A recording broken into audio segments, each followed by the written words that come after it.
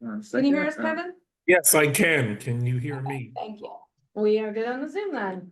We'll call the meeting to order. This is the February 25th. Community Board 7 Youth Education Libraries Committee. We have 2 agenda items tonight. If you would like to speak, because we have a few more speakers than we usually have, we have a sign-up sheet. It is a little bit hidden, so if you haven't found it, I will direct you. It is on the CB7 website, on our calendar. All of our information is actually on the calendar for the day and the meeting. If you click on the meeting, the details for the meeting come up there. It has the agenda and the sign-up sheets. It's a little wonky to get to. I am Kristen. This is my co-chair, Minna. And we have a third co-chair, Dan, who will be joining us by Zoom. He's not here yet. We have quorum, so we can go ahead. I'd like to, I'll read the agenda and then we can adopt it. I too have to read from that little tiny thing. Somewhere. So to adopt the, item 1 is adopt the agenda. Item 2 is to meet our new district superintendent, Dr. Higgins. Part of that conversation will be about the many changes we're seeing in District 3 schools, which is the mergers and the relocations. Our second agenda item is the work we've been doing as a committee around 2 cares and a discussion around that. The subheading to that is that we were working on a letter that's really just asking for information and for our ability to share information and perhaps seeing if we could run a survey and making our own Community Board 7 2 cares plan around that. And then we have new and old business. Can I get a vote to adopt the agenda? Motion. Motion would be the word. Thank you. Thank you. Okay. And just to move us along, I will let you go, Dr. Higgins, and assume Mariella as well. Thank you. Yeah.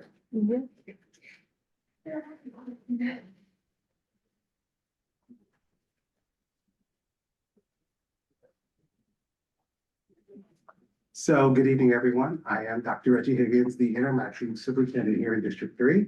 I'm really excited to be here with you all tonight. I want to start off by just sharing a little bit about myself. I actually started as a teacher in Brooklyn, and I had a lot of success as a classroom teacher. And one of the great ideas when you are a successful classroom teacher, you think that you have the ability to be able to lead a school. And so I transitioned from being a teacher to the principal, which is not very common. And I start by saying that because I really started in a classroom developing strong relationships with kids and understanding that kids are part of a family and that you also need the community to support the work that you're doing. And so I always imagine if I could have success in my classroom, what would it look like if I were to scale this up and have an opportunity to work in a school? And so you give someone that had never been a leader an opportunity to lead a school, and a school that under the old accountability rules was scheduled to close. And so you put a leader in a very difficult position to turn around the school that no one believed in. And the one thing that I knew that could help the school is that you need strong relationships, because that's what great teachers do. And you need the community to get behind you. And I was able to turn a school from being the lowest performing in Community School District 5 to the top performing elementary school in our district. I actually implemented the first student-centered philosophy. Some people use the term progressive. I like student-centered because I think progressive evokes different feelings for different people. But I was really proud to do that work and to successfully do that. At some point, the central leadership team had different plans, and they recognized that I could be utilized in a different way. And so I was asked to join the District 2 district leadership team, and I declined because I love being a principal and I love my community and I love being in partnership with families. I think that kids bring joy to the work, and there's something special about being in a classroom, being with teachers and helping teachers grow and become better, and working with families around a common vision. But I was pushed, or I should say voluntold, into joining to join in District Two. And it was very unique because as a teacher, I worked in Bushwick in a historically underserved and economically challenged community. And in Harlem, very similar demographic. And so District Two was like a different world for me. Number one, the highest performing district in all of New York City public schools. And there were a lot of like resources, economic resources that I had never been exposed to. But the one thing that I found that's common is that families all want the same thing. Everyone wants the best education like for their kid. And at the end of the day, that's the common denominator. Like, how can we show up and do right by all kids?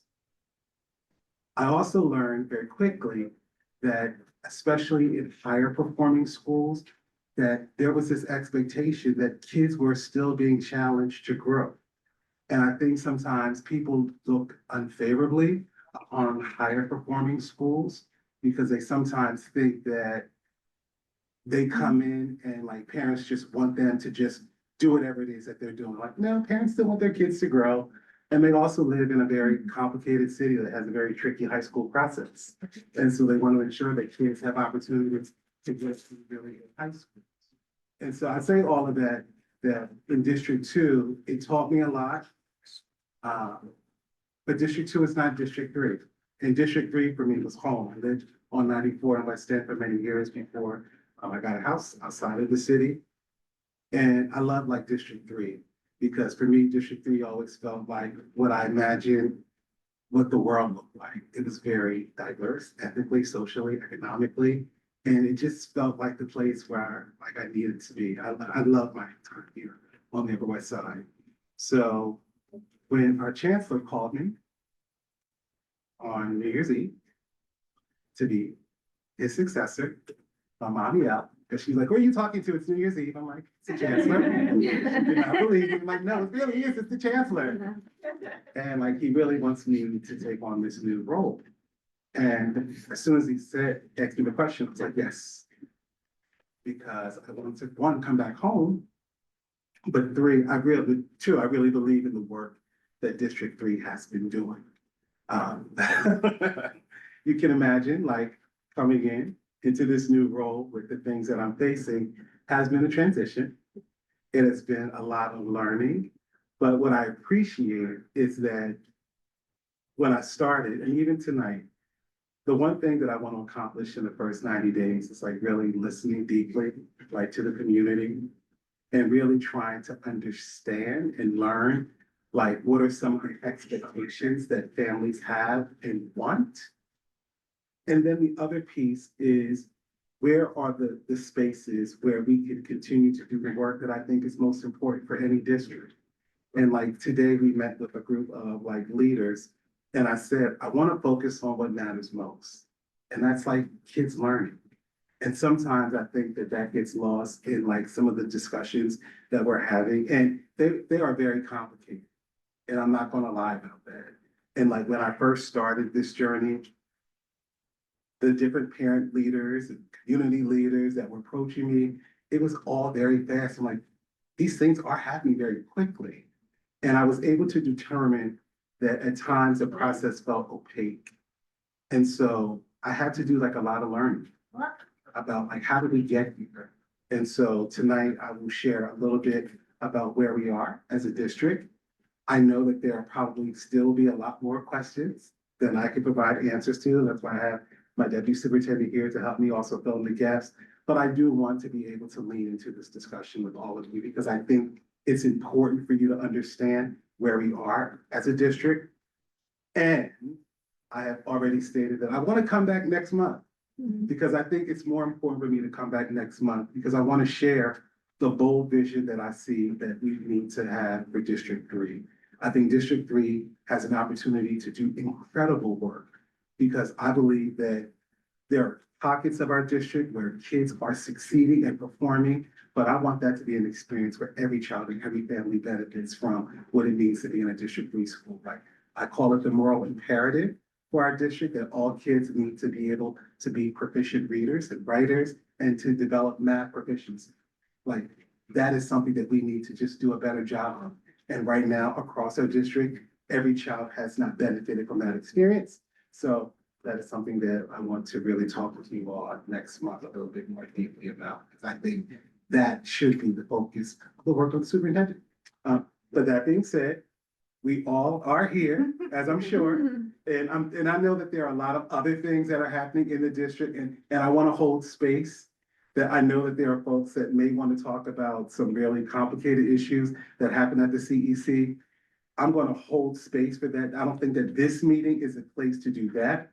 Like, there could be another meeting to have those conversations. I don't shy away from anti-Black discussions or racist conversations. And I want to respect that there are a lot of people right now in the district that are concerned because decisions are being made about their community.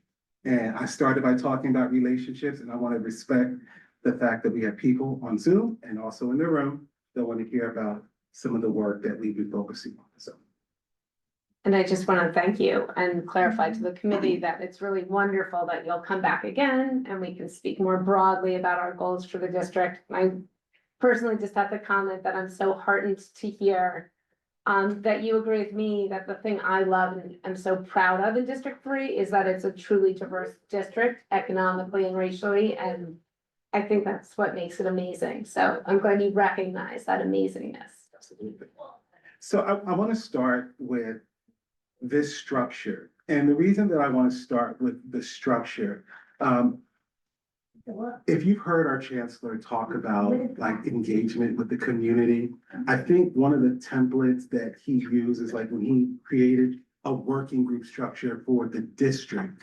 And structurally, districts have to deal with some really complex challenges, such as like enrollment, space issues, even budget constraints. And I think rather than working in isolation with like individual schools, let's make this an opportunity where we bring school leaders, U of T chapter member, a parent coordinator, and a parent designee to be part of what we would call a working group. So there are 3 working groups. We have the Harlem Working Group, we have the Mid Working Group where we are, and we have the Southern District Working Group. And so these different groups came together to kind of understand what are some of the big challenges that our district face. And I want to start there because I had to do my homework. Part of the pushback that I sometimes heard from like other members was that those meetings really didn't yield a lot of information. And I found like I need to kind of go back and understand. And so it actually was a very organic process to unpack. Here are some of the big things that we face as a district.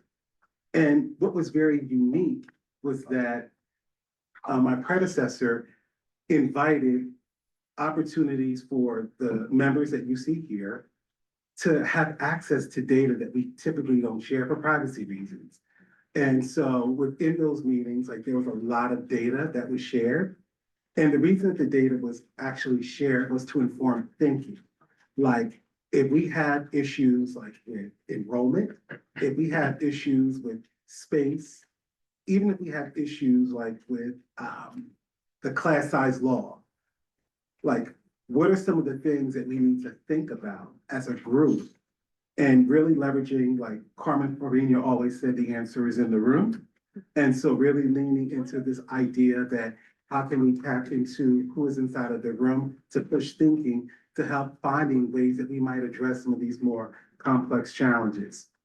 And so part of the process was that ideas were generated. At a certain point, ideas then were needed to kind of be vetted out through a different process where you need other parts of the DOE structure to kind of come out and vet, are some of these ideas even possible? And then we get to this place where we have like some maybe scenarios. And so scenarios were also considered and discussed. We shift away from scenarios to the superintendent then going back and meeting with SOT members and engaging in conversations of here's some of the things, here's what I'm thinking today. And I think that this is the point where, you know, depending on who you talk to, where it seemed like it was opaque because some folks took like those conversations where they walked away like, oh, nothing was like maybe gonna happen to my particular school. And then we moved to where I took to the discussion where we have community meetings where we now are saying, no, you've been engaging in a process since January of 2025 to kind of understand how are we going to address the enrollment? How are we going to address buildings, the utilization of a building and like class size? And now we are at this part where we're now thinking of, do we have enough to maybe put forth a proposal to address some of these more complex issues? Full transparency. If you were to hear from the other side, they would argue, and I've heard, the meetings were not designed, there was not authentic engagement, there were meeting norms, and the norms were very confusing, the language of the meeting was confusing, and I'll own it. Because some of the language of the norms, what is said here, what is said here stays here, stays here, what is learned here leaves here. I read that's like, oh, that's kind of funky. Like, what does that really mean? Like, and so members, they interpreted that differently, and some people felt that we couldn't say anything. And again, not to put blame, this is not about blaming folks. I come in, I'm neutral here. I knew as an outsider, reviewing all of the different documents and the meeting minutes, it was hard for me to understand how I could get, if I'm a parent leader, because sometimes parents couldn't participate, because parents are working during the day or in the morning time. Got it. But the parent coordinator, you message out to all of the families. You work for the team. You also had a responsibility to kind of share and elevate whatever you're learning in these meetings. If that didn't happen, okay, there was a U of T chapter leader. You were in the room. You had an opportunity to then go back to your chapter constituencies and share what was being learned in these meetings. Okay, that didn't happen. The principal was present always. So the leader has a touch point that others don't. You can meet with the SOT, the PTA, the executive board. Why didn't that happen? And like when I go through all of the meeting notes, like I have tons of notes of every working group from January until now. Like it's hard when people say like there was nothing that we really discussed. There was nothing really of substance to share. And I just find that hard to believe just based on all of the information that was presented during those different working groups. Again, folks could debate like the substance of those meetings and what was discussed and the process. But I also think when folks say, and this is like the other side, nothing was really meaningful to share, it takes away from the people that were actually in the room.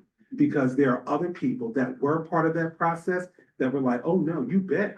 There was some really important information that we were discussing. There were things that we were really trying to understand as a district. And these are very difficult decisions that we had to make for each of our school communities. And no, we never felt that what we were hearing was not something that we had to go back out and report out. And so we went back to our community and we said, here are the things that are being discussed. But I also think for me at least, when I went to some schools, I went to their SOT minutes and I noticed that there were some schools that were very transparent. And like you could document and see what was mirrored in the working groups. And there are other schools where they don't even have SOT minutes. And so I'm saying to myself, again, we're doing this. And now we're at this place where we have to make these really difficult decisions. And so I wanted to just kind of level set for you all in that space. Can I interrupt for a Sure. sec? Because I feel like I've come into the middle of a conversation that Sure. I don't know the basics of. Yeah. I know one building where there is controversy. Mhm. Can you talk about sort of generally throughout the district, how Yes. many schools we're talking about? I'm going to taking get that? into that because I think that's it. You're right on the money. Yes. And I just want to say, I came and presented to the community board in December, late December, and we were up to that SLT point. And I remember sharing the. And I these shared graphics. our meetings are on YouTube, Mhm. so that whole deck and your Yeah. discussion is available on YouTube. Yeah. I pushed it out to the committee again this week. Right, and so, and then Reggie comes in right at that third arrow when we started doing all the community meetings, right? So it had kind of been in more confined groups, right, within the working group, within SLT. And then right at the change of administration is when we did the community meetings this past January. So one of the things I want to talk about, and I'm going to get to the proposals. In our district, there is a need to address like early childhood space. And there was a building, I guess the old Century 21 building, that was very vacant. And my favorite council person, I should say my favorite, but she was my council person, Gail Moore. She was advocating that this space really be leveraged and used like for what we intend to use it for an early childhood annex. And so I'm very excited to say that for fall 2026, the 1972 Broadway will open as an early childhood annex, a PS 452. It will house 4 pre-K classes and 4 3K classes. We toured this space. It is an incredible space, like for young learners. They are also co-located with a District 75 program. And so it's also really great that we can have that partnership with our D75 friends.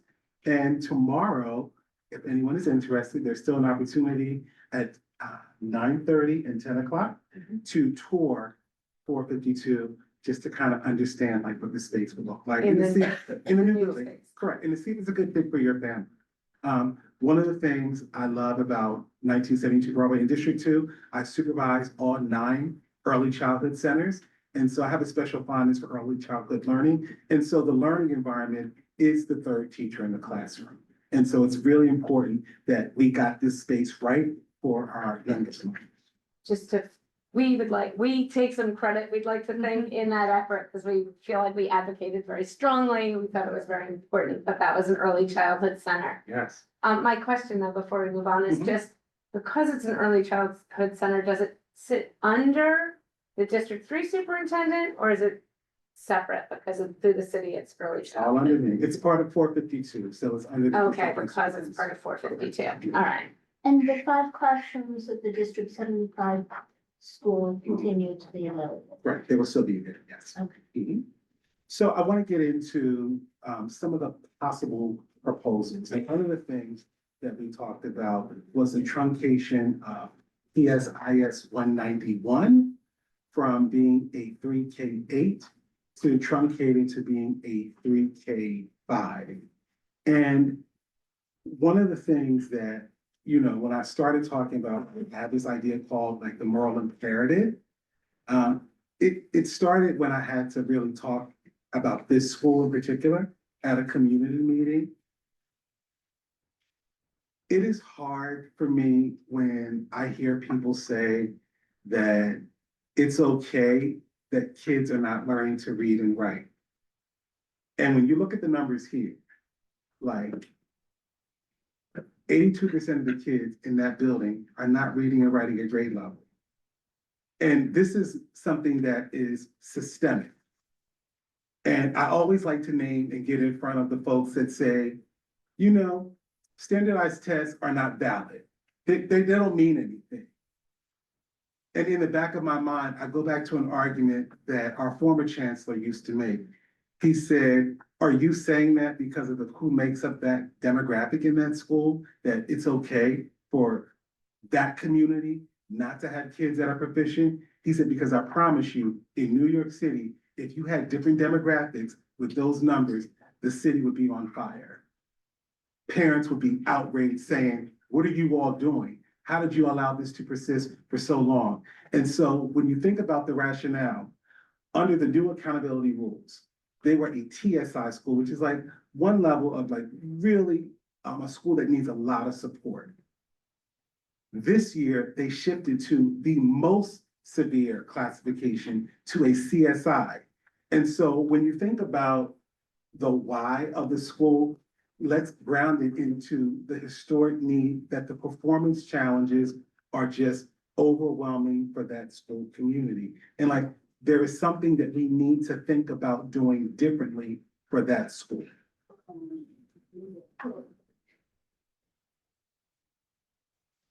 So one of the things that we've done around engagement is like there was one staff meeting. We've had parent meetings. I've had SOT meetings. I've had community meetings. I have another meeting next week. And I think like as someone that is just coming into this discussion with the community, it's never easy when you have to talk about schools that are being truncated around performance. And I like to be very sensitive about that because again, it's the relationships. So when you say that a school is being truncated because of the performance, the adults in that building sometimes internalize it as, are you saying that it's something that we were not providing? Is it something about the leaders that they didn't provide for the school to be in that place? And I think that it's multiple things that we need to look at. And our hope is that by allowing the school to narrow the focus of their work from being a 3K to 8, because it's a lot when you are 3K to 8, to being very clear with the focus on 3K5, it allows us to then focus on strengthening the instructional work that really needs to shift in the school. And that is why I need to come back next month to kind of talk more about the instructional piece and the thinking of how we will get there. Again, the biggest hurdle that we face right now is how do we find new placements for current middle school students that will be a part of that community, that are part of that community. And I'm really lucky. I have the most amazing team, Tracy McClare, Pat Lysias, who have a lot of experience doing this work within District 3. And so we commit to supporting our families by working with them to kind of understand, one, District 3 has a lot of great schools, but we need to kind of understand the family and what does the parent envision would be the right school for their child. Like, it's one thing like to have like, oh, we could like Booker T, I want to go to Booker T, but is Booker T the right school for your family? And it's not just the distance from like where you currently live, but I really want us to work with parents on understanding, like, let's look at the school's mission. Like, let's look at who are the teachers in that building to kind of understand, are there teachers that like your kids? That matters to some parents. And so we want parents to have all the information they need to make the best decision for their family. And so I think that that right now is something that we're working on. So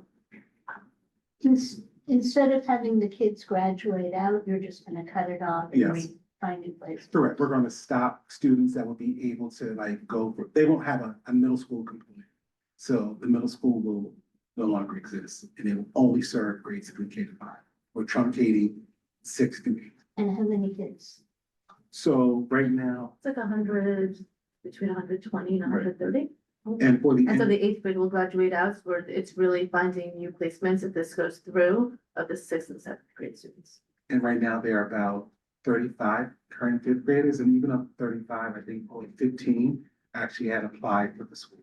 Because I think like there are people that understand like that the performance just is not done what it needs to for kids. Pretty telling stuff. Yeah. 15. So when I keep talking about the moral imperative, you with me. The next, and this is probably one that we've heard a lot about, reciting the center school to N342 to be co-located with PS 191. Like right now, currently center school is co-located with PS 9 and the building is overutilized.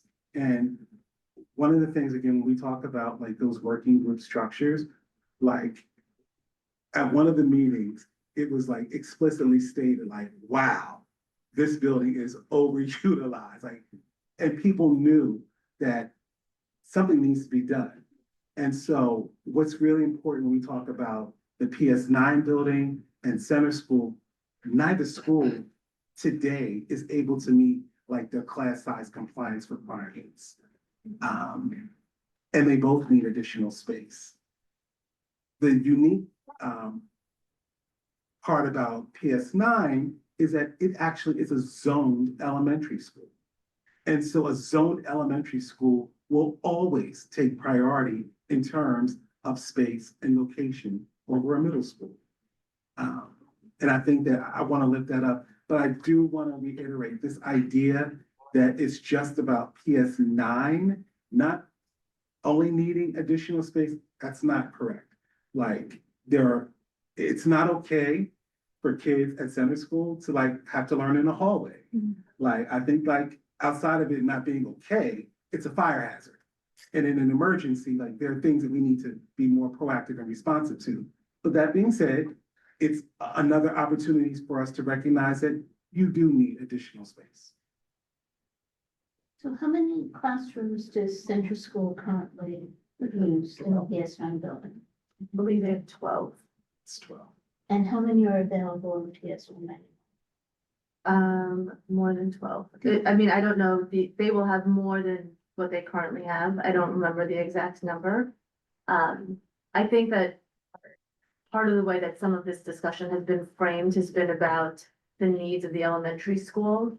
And one of the pieces that I think is important, you know, for Dr. Higgins to continue to lift is that this is a class size law that really affects all schools. And that some of what has really made Center School a unique school is their willingness to kind of, you know, maybe adapt to certain pieces of the environment, but it's also not right to have kids learning in closets. It's also not right to have kids learning in hallways. And so, you know, we want to make sure that that is also a part of the consideration when thinking about the opportunity here. So in the M342 building where 191 is, you know, they will have more space to really be able to fill out what their program requires, which is additional classroom space, additional office space. And that's something that currently, you know, they have made do without. But it's an opportunity to actually receive the things that all children, regardless of which school they're in, are entitled to as part of their education. And the middle school is 191, how many classrooms is that? I don't know that they've divided it because it's a 3K to 8. I don't know that they've said like this classroom is only middle school kids. Oftentimes a classroom might be like 5th and 6th grade. Right. And 7 and 8, and so I'm not entirely sure. In a very similar process, like here are the meetings that have happened. Like there were these 2 staff meetings, the SLT, community meetings, and again, I had an opportunity to be a part of a lot of these discussions. But again, full transparency, we're talking to center school staff and families. There were things that were really important to the school. And one of the things that the school had an ask was they wanted to be co-located with an elementary school. Like that was an important part of who they are. The other piece, theater is an important part of their school's identity. It's even a part of like their coat of arms. And so they wanted to ensure that we were able to identify the appropriate space for them to have like their theater program.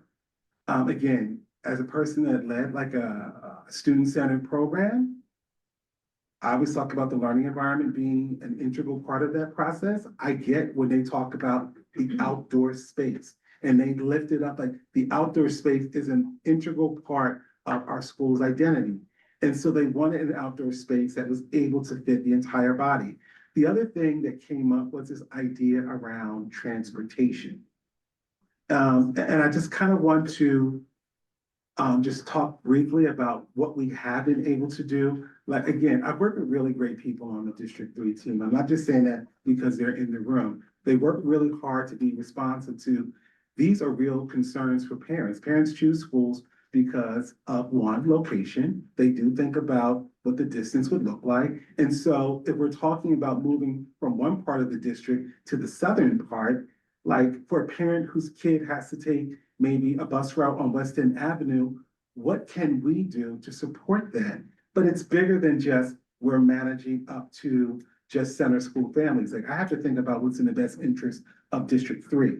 And so I have to think about West End secondary families, families that are at 452, families that are at 199, families that are at 191 that also could benefit from some of these decisions. And so Tracy was reaching out to like transportation to think about, are there ways that we could support maybe just special services for arrival and dismissal for students in District 3 that also would allow us to meet the transportation concerns of center school. The other piece was around the outdoor space. My dear deputy superintendent gave up her weekends to kind of do like walk in the parks.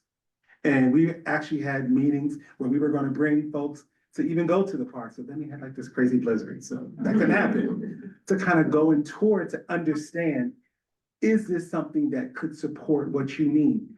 Schools and parks have like this relationship, a joint park schools agreement, where you can foster a relationship with the Parks Department, and we're in conversation with them to develop that kind of relationship specifically for Center School. I had an opportunity with my executive director, Center School staff, and the director of theater arts for the Department of Education to tour the 191 theater space. And I'm not going to call it a gymatorium because they said it really does take away from the fact that this is like a really quality theater space. It's more advanced than what they have right now.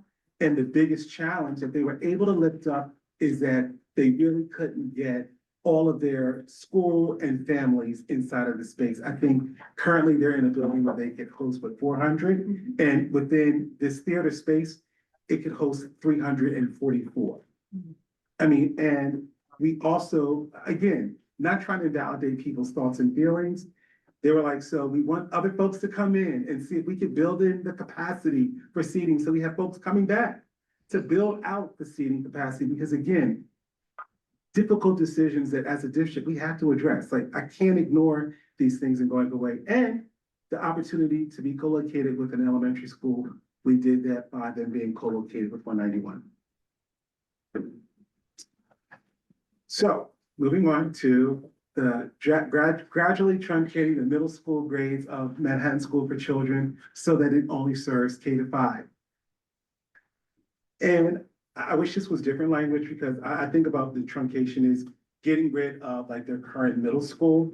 But what this would do is that this would be a phase out of, right? Yeah. Of the phase out of their middle school. So right now they would only accept their current 7th graders and their current 8th graders. They would not have students to be able to enroll for 6th grade. Now, the thinking of why. Right now, the school only serves 130 students. And part of the thinking is like, and I always talk about this with folks again, we are going to have disagreements around what we believe kids should be entitled to as far as a well-rounded experience for middle school. It's really challenging for me to kind of understand that there are parts of our district where kids in middle school have robust programs, robust athletic programs, different academic programs, and then other kids in the district don't get the same type of experience. That's just creating that inequity. And I have to say this, I also understand that MSC is a different school, because some parents are like, yeah, that might be important to a lot of folks. That might not be so important to us, because they knew that they signed up for a school that embraced their idea of progressive learning. And so for those families that believe in what they're offering, that is the thing for them. Right now, what we know is that 72% of the kids that join MSC from middle school do so during the middle school process. And so there is a lack of continuity for kids in the school from K to 8. Now, if you hear and you talk to the members of the community, a lot of them will tell you that there were challenges with their former principal. And a lot of parents were like, no, like, we're not going to leave our children here. So they made decisions to put their kids in other schools. That being said, they like their current principal. And they also believe that even these conversations that we're having today have created some challenges for families enrolling in their school. And I acknowledge that. You know, anytime you hear about your school potentially like losing something like their middle school program, yeah, for a parent, they're like, no, we're not going to put MSC as our first option. My job is, I keep talking about that moral imperative about academic learning and performance. There is a gap in the performance levels between elementary and the middle school grades. There is.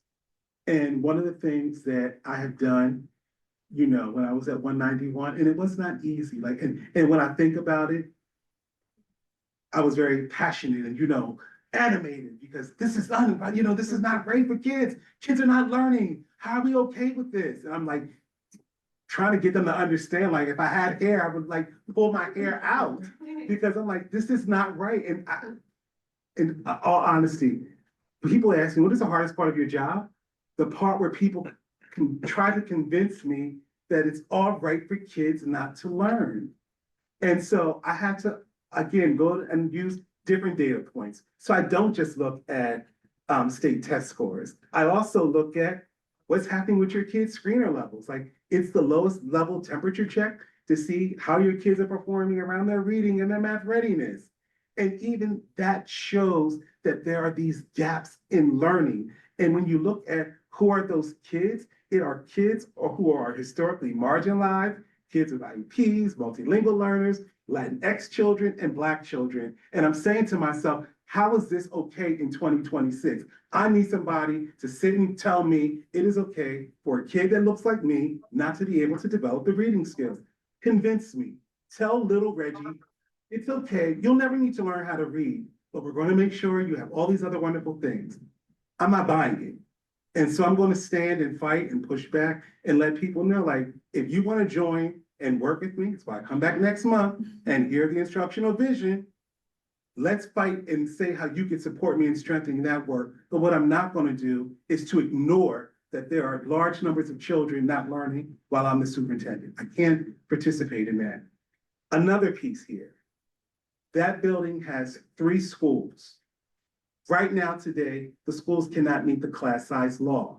And so if the buildings could be configured differently, like those are the things that should have been discussed previously. Like, I come in at the end of this conversation, again, I'm also wondering, like, why didn't you all talk about this, like, when you had an opportunity? Like, I know that there was a process for you to do that.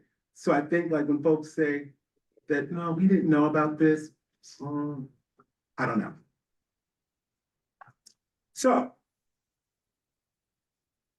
this is tricky. And I wish we had put something on here because I also want to say that there is a third bullet that should be there. And the third bullet would be, for me at least, how are we thinking about parents that really want a progressive approach in middle school? Because I think that there are families that signed up specifically for that kind of learning for their child. And I want to lift that up. However, when I had the meeting at MSC, something came up and like there was a father and he spoke about his child and he talked about his child in a way that you had to be moved because the child is differently abled. And the father said, like, when my child came here, he was not seen as an exception. And that was powerful. And it made me wonder, like, what is happening in all of our other schools where kids are not coming into spaces where they're welcome? Whether you are differently abled, you have an exceptionality, every kid needs to be able to enter into at least a District 3 school and feel that you belong here. We're the district where we talk about our values or equity, excellence, and empowerment, and yet you have a parent that is clearly stating that, but in this school, and only in this school, did my child feel that they were not the exception from other children, from the staff members, and from the community.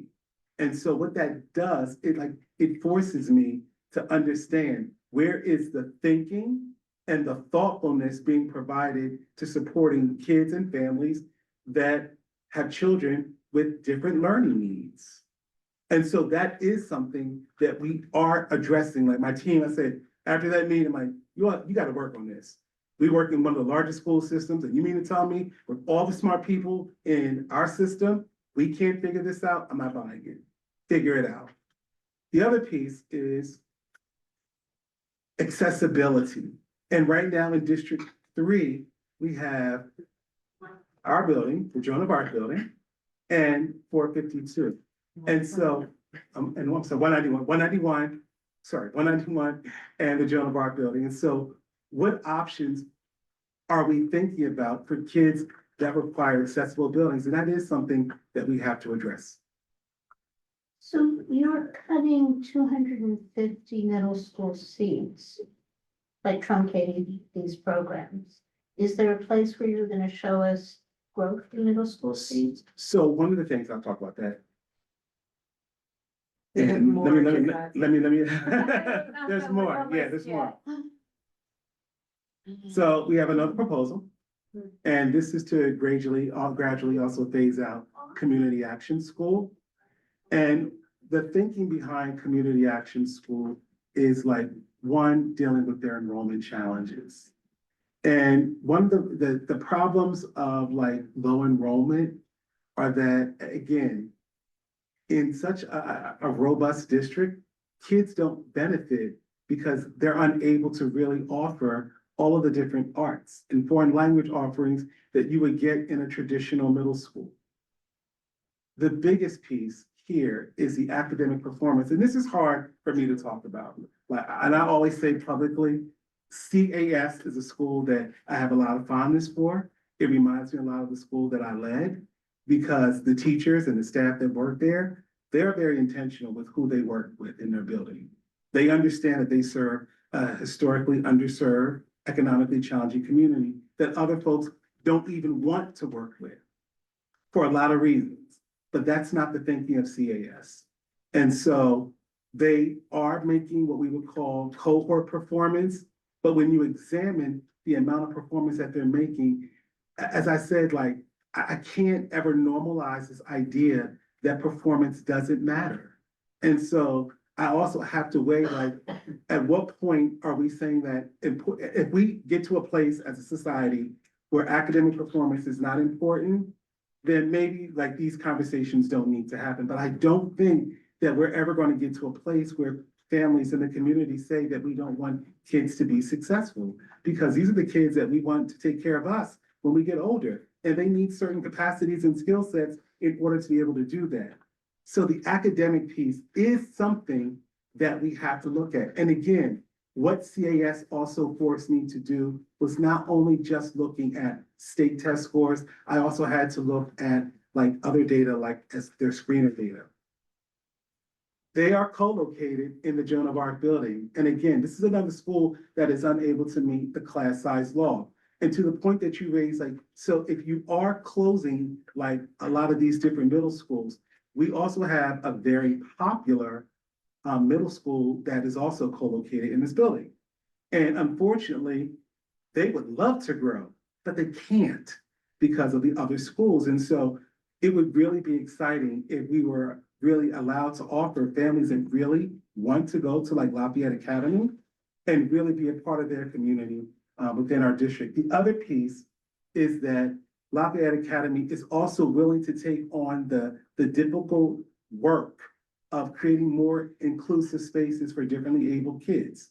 Like, they want to be a school that is able to serve different children, and like they welcome the opportunity to also, if these proposals were to happen, to even take on an ACES program, which CAS currently houses at its school. Are they a charter school? They're a public school. Yeah, D3 public schools, yes. And their performance is very strong. So, Actually, before we move on, Sure. we're still talking about that. mhm, Lafayette is, I believe, still a dual language French Yes. school. So you would have to want your student to be in a French dual language program. correct. I can't just, I've been working with the principal, you know. I had an opportunity to visit, like, we have some great schools in the district, not that I can tell you. And I went to PS 84.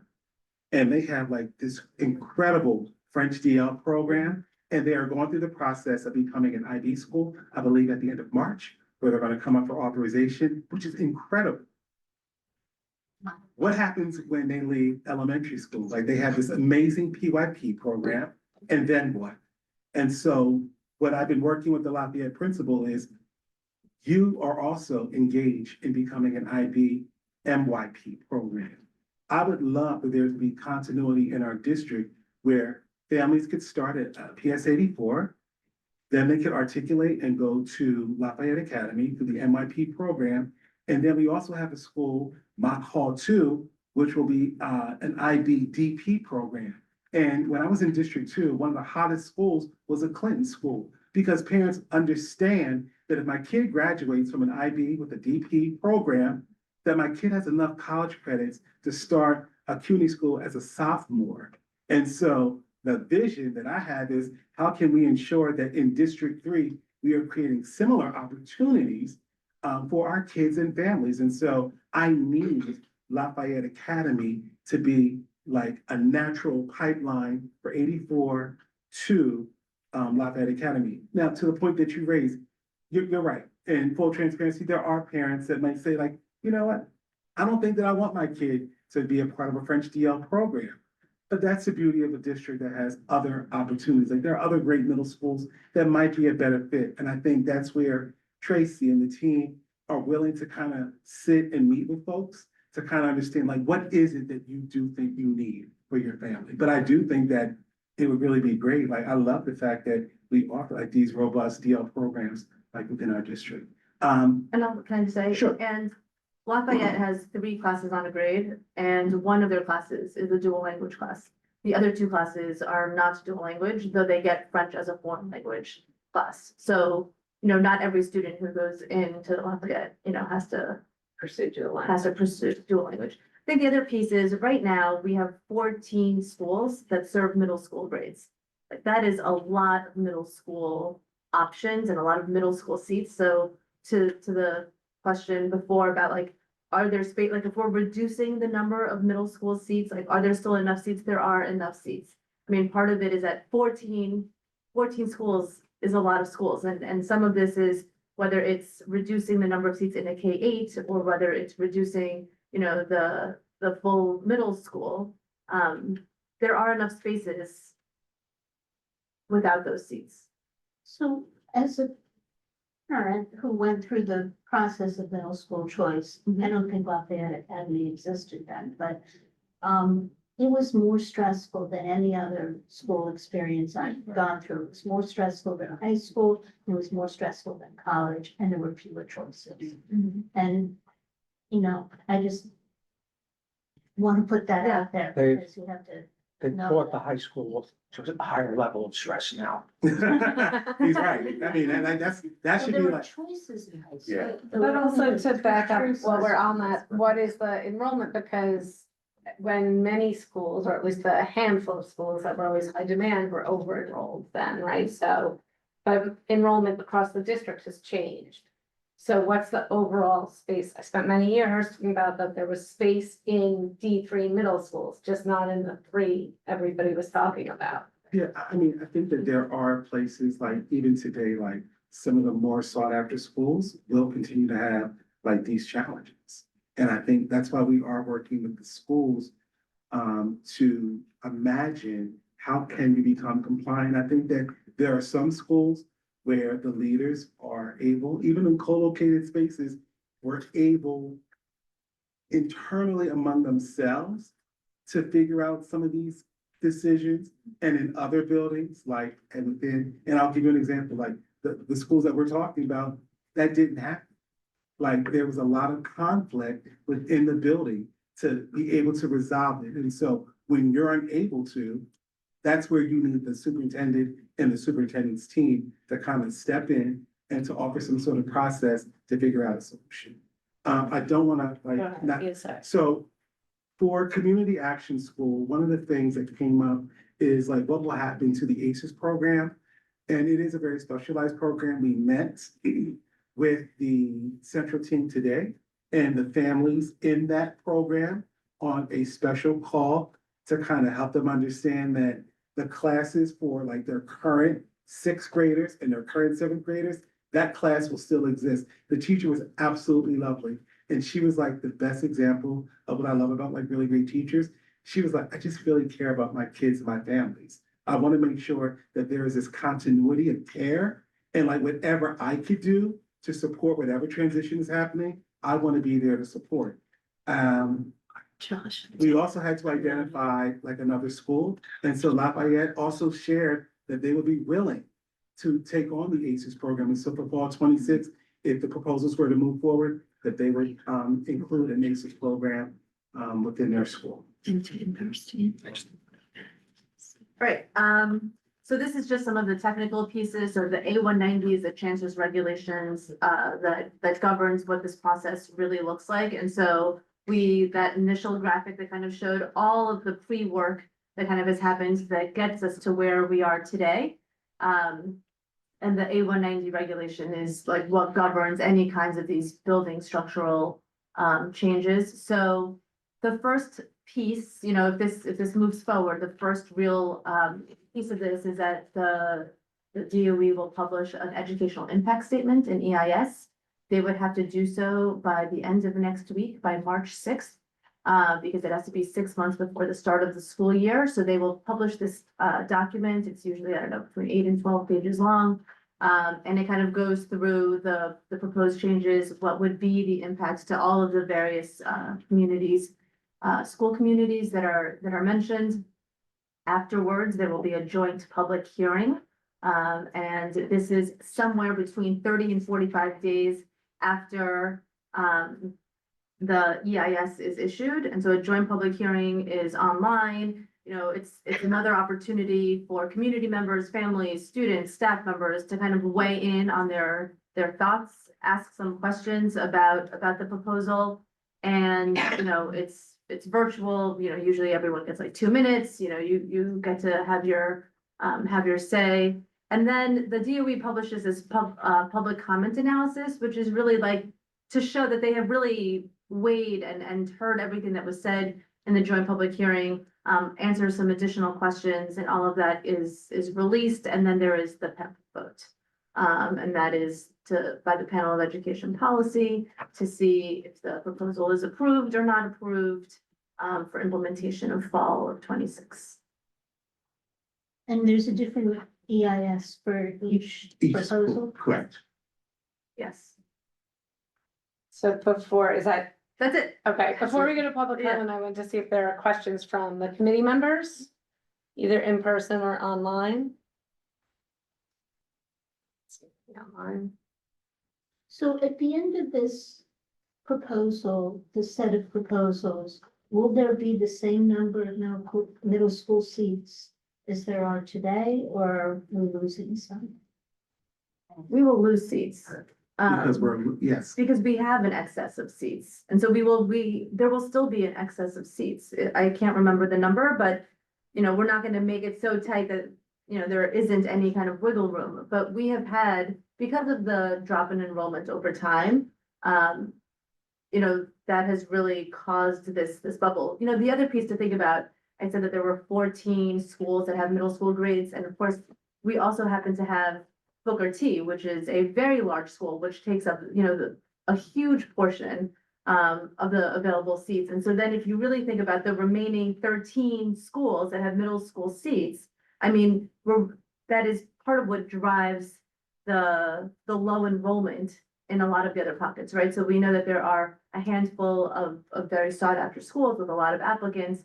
And then we have a whole bunch of schools that really are kind of scraping by to make sure that they can fill their seats. Most do not meet the number of available seats that they have. I think the other piece that maybe Reggie will talk about next time also is the budget implications of this, right? So at least since COVID, schools have been held harmless, which means that schools say, I think that you're gonna have, let's just say 300 kids. We're gonna give you a budget as if you have 300 kids. You only have 220, that's okay, keep the money.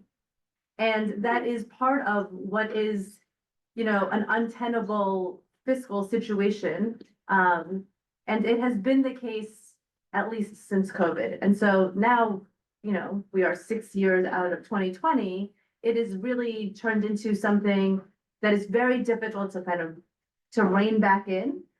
For schools to really understand what it would mean if you were to operate, if you have 170 students and you had a budget that was for 170 students.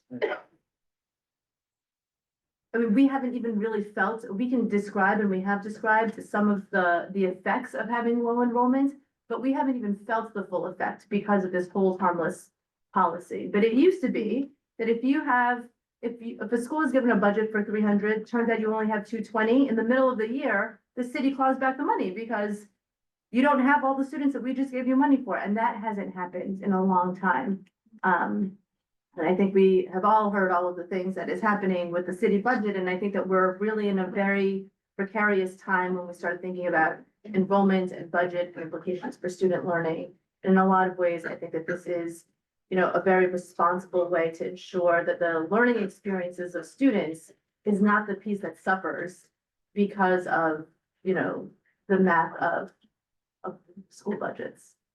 I mean, the one thing I just want to add before we open up for questions, the chancellor says like there are these three things that we are focused on as a system. Like we want academically rigorous schools. We also want safe schools and we want schools that are truly integrated. And the reason that I want to start talking about like academically rigorous schools, like during the working group, they had actually shared a survey of data for families that left New York City. And they really went through like different reasons why families did not want to be in like city schools. And like sometimes like, when I was in my high horse, I was thinking, of course families are leaving. It's unsafe. The subways are crazy. Why would you want to deal with that? And when you find out that no, parents were like, schools were not rigorous. And so this idea that we can't pay attention to families that do value academic rigor and kids being prepared for what they need to do beyond middle school, for high school and college, I also think it's disingenuous. And so David Banks said, we keep getting our tails kicked because our playbook is wrong. We're not willing to shift and think about the ways that we're strengthening our schools. And so, again, I'm willing to engage with folks in conversations. What I'm not willing to do is to negotiate on the backs of people's children. If you're okay for your child not to learn to read and write, that is a choice for your family. But you can't allow someone in my role to make a broad decision and say, as a district, our policy is that we're not going to pay attention to the outcomes of children in a school community. I'm not going to do that. I'm not going to do that. And I'm going to call people out when they try to say that the test is racist. Okay, the test is racist. So then what criteria for success are we looking at? And when I introduce different criteria, you keep changing the metric. You say that this is not good, screener data is not good. There is no perfect data, I think, that would satisfy folks that don't want me to look at academic data to inform my thinking. But I am going to look at academic data because it tells something. And the work that I learned at Bank Street in ERP is you first need to acknowledge what is. So the data shows what is that there are large pockets of our kids that are not learning. 89% of our kids in District 3 that are multilingual learners are not proficient. 89%. Why is that okay? Why is it okay that if you're a kid with an IEP in District 3 today, 60% of kids are not reading at grade level? Why is that okay? 51% of students that identify as Latinx, 58% if you're a Black student.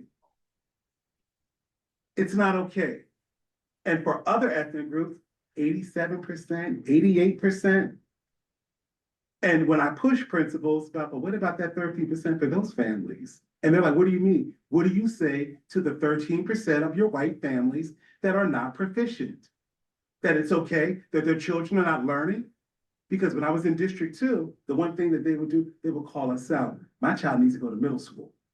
They need to get into a good high school. This is unacceptable. I imagine that in District 3, parents are probably similar.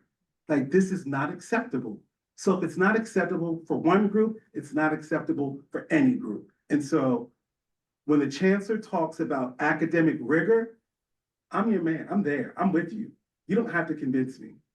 Like, we need a world where kids are proficient readers and mathematicians. Safety. It's not just physical safety. It is also around emotional safety, which goes back to the MSC dilemma. Like, how are we thinking about spaces where every child comes in and they don't think that they're something different, where they feel like I'm not an exception? All of our schools should be inclusive and welcoming and belonging. All of our schools. And then the part that always gets a lot of folks riled up. In 2026, that I actually have to say this, schools that are truly integrated and that people are appalled by that. as if it were 1954, and we're still talking about integration as being something that is bad and harmful for children, because we don't want our kids to be next to those kids in 2026. And then I push on it, but I say it's not just racial demographics. It's not. It is about creating space where a kid that is differently able is able to come into a building and is looked at as part of the general community like everybody else. It is a kid where English is not their first language, where they're coming in and they are seen as being a part of the member of this community. Like, we have to just acknowledge that in our great district, like I said, I love District 3 and the Upper West Side because it reflects the diversity of the city. But if we continue to say that it's okay to segregate into spaces and to concentrate a certain group of kids into one building, denying them academic access, denying them programs, denying them enrichment opportunities, then we're complicit. And I want to make sure that we're thinking in a way that pushes that experience for children, because I think in our district, we can and we must do better. We have to. That's why I call it the moral imperative. Sorry. Thank you. I have a couple of questions and we have a few board committee members as well. My concern is about obviously the many middle school children that will have change, right? Either their building or their school or whatever. You spoke about a few things that you would love to do to support them. I truly believe the district office wants to do that. I'm not always so confident in DOE Central. So will some of those things be written into the EIS, whether that's maybe creative transportation, maybe that's, and this is more work for you, but not referring people to the Family Welcome Center. That's a whole huge thing in the DOE budget, but frankly, I do not trust them to place these students in the best schools for them. So I'd really like to see that the district would be in charge of that. I want to see that the district has a voice in transportation, because I think those disappear from your ambit and control. I also have just a general question. For a zillion years, we were told from Central, you never phase out a school because the grades that are left do not have the support that they once had. So we are talking about phasing out MSC. So I want to know how we're going to meet those students' needs now that it's a smaller school, it has less budget, it will have less staff. Like, how are they going to meet that, especially when there's just like an 8th grade floating at the top? I mean, one of the things that the former superintendent, would say about this is that, right, for a long time, the DOE did not put forth any kind of phase outs because of exactly, kind of what's left as the years kind of move on. But this is a different kind of situation because in the building, there will still be a middle school to kind of be able to build off of and to kind of collaborate with. So the hope is that, so if this goes through next year, 2 schools will have 7th and 8th grades, and then Lafayette would have 6, 7, and 8, right? And so maybe it feels still a little bit okay, but there will have to be, and again, it will have to be for the good of the students and probably also for budget reasons, that there will have to be some more, a lot more collaboration and a lot more shared programming and maybe there's going to be a lot more sharing that's going to have to happen. And then definitely by the fall of 2027, when you're going to have 2 schools that will have an 8th grade and then only 1 school that has a 6, 7, and 8. Again, I think those opportunities to be able to do that, to do some sort of creative programming to share is going to happen. If there had not been a standalone middle school there to be able to kind of balance out some of those family and student needs, then I think we would not have gone with the phase out. I think the other piece is that, and I think I shared this in December, but initially amongst the scenarios that had come out of working group in the fall, the phase out was never something that had come up until I think it was maybe the November working group meeting. And it actually came from working group members to say, okay, we had put up this idea of like maybe truncating MSC of closing community action. And what came up was, is there some way, like, of course, we do not like this, right? But is there some way that can still kind of honor the the choices that families have made who have opted into this. So, we can list all of this rationale and we can, on some level, understand like how it is that we got here, but what can we do that still respects and honors those decisions of those families? And so really that kind of came out of the working group. It had not really been initiated by the district office, the idea of a phase out. Thank you. Ira, and then we'll go to Deirdre and Dan on the Zoom. Okay, 165, that, we truncated that quite a few years ago, but I think it's still within living memory. Mhm. But we're also moving Mott Hall out of 165. So what happens there? So 165 has grown, so they, since from 2022 to 2025, it actually went up by 100 students. And they also, when Mott Hall moved to this past fall, and we looked at what kindergarten looks like and kindergarten applications, there was demand for more kindergarten seats at 165, and so they opened up another kindergarten class. And so they still have not yet fully, I don't know where they are on class size compliance right now. I think that they didn't want to do anything preemptively until they knew that Mott Hall was moving out, but they will need some space to meet class size. And they are also a school that is, has more families coming in. So their enrollment has gone up. We've added another kindergarten section in addition to just the natural growth of their school. And so we were actually just there today. They already use up a lot of the fourth floor. So Mott Hall used to be the fourth and the fifth floor. I don't know, there were a lot of kids in that hallway. And so they are a growing elementary school. Okay, then there's another question related to that, because you mentioned the kindergartens. At the time of the last rezoning, which I think Christy knows more about than any of us in the room, there were a disproportionate number of kindergartens put into 84. Is that still the case? Disproportionate numbers. And pre-K's 84 had a very big They pre-K do have a section. lot of pre-K Yeah. sections. So They have that's still 7 re- pre-K sections. That still remains there. Yes, that still remains. I think, and we'll see where we are on all of this, but I think just to add more information to the conversation, part of the 1972 building, right, the 452 annex, Yeah. part of what, part of the moving of some of the sections from other schools was to create space for class size. So 452, I believe, had 6 sections of early childhood. And so some of them have moved to the 1972 building, to the annex, and that has created some space for them to be able to get closer to class size. And so I just share that because early childhood, I know, is one of Reggie's loves. And you're right, like 84 has 7 sections Yeah, okay. of early childhood. I don't want to say anything, but I think it's So I'll say. yeah. So for the community where I think that could potentially be like an opportunity. Because I know like in District 2, like they had 9 pre-K centers. And when you look at the demand citywide, there is not a need to open up new pre-K centers. So what the city is doing is really understanding that there are schools that have these class size challenges. And are there spaces where we might be able to pull locally, like from an 84, to give an example, if we were to pull those classes and find a new building, Children's Museum of Manhattan, if it's available, maybe.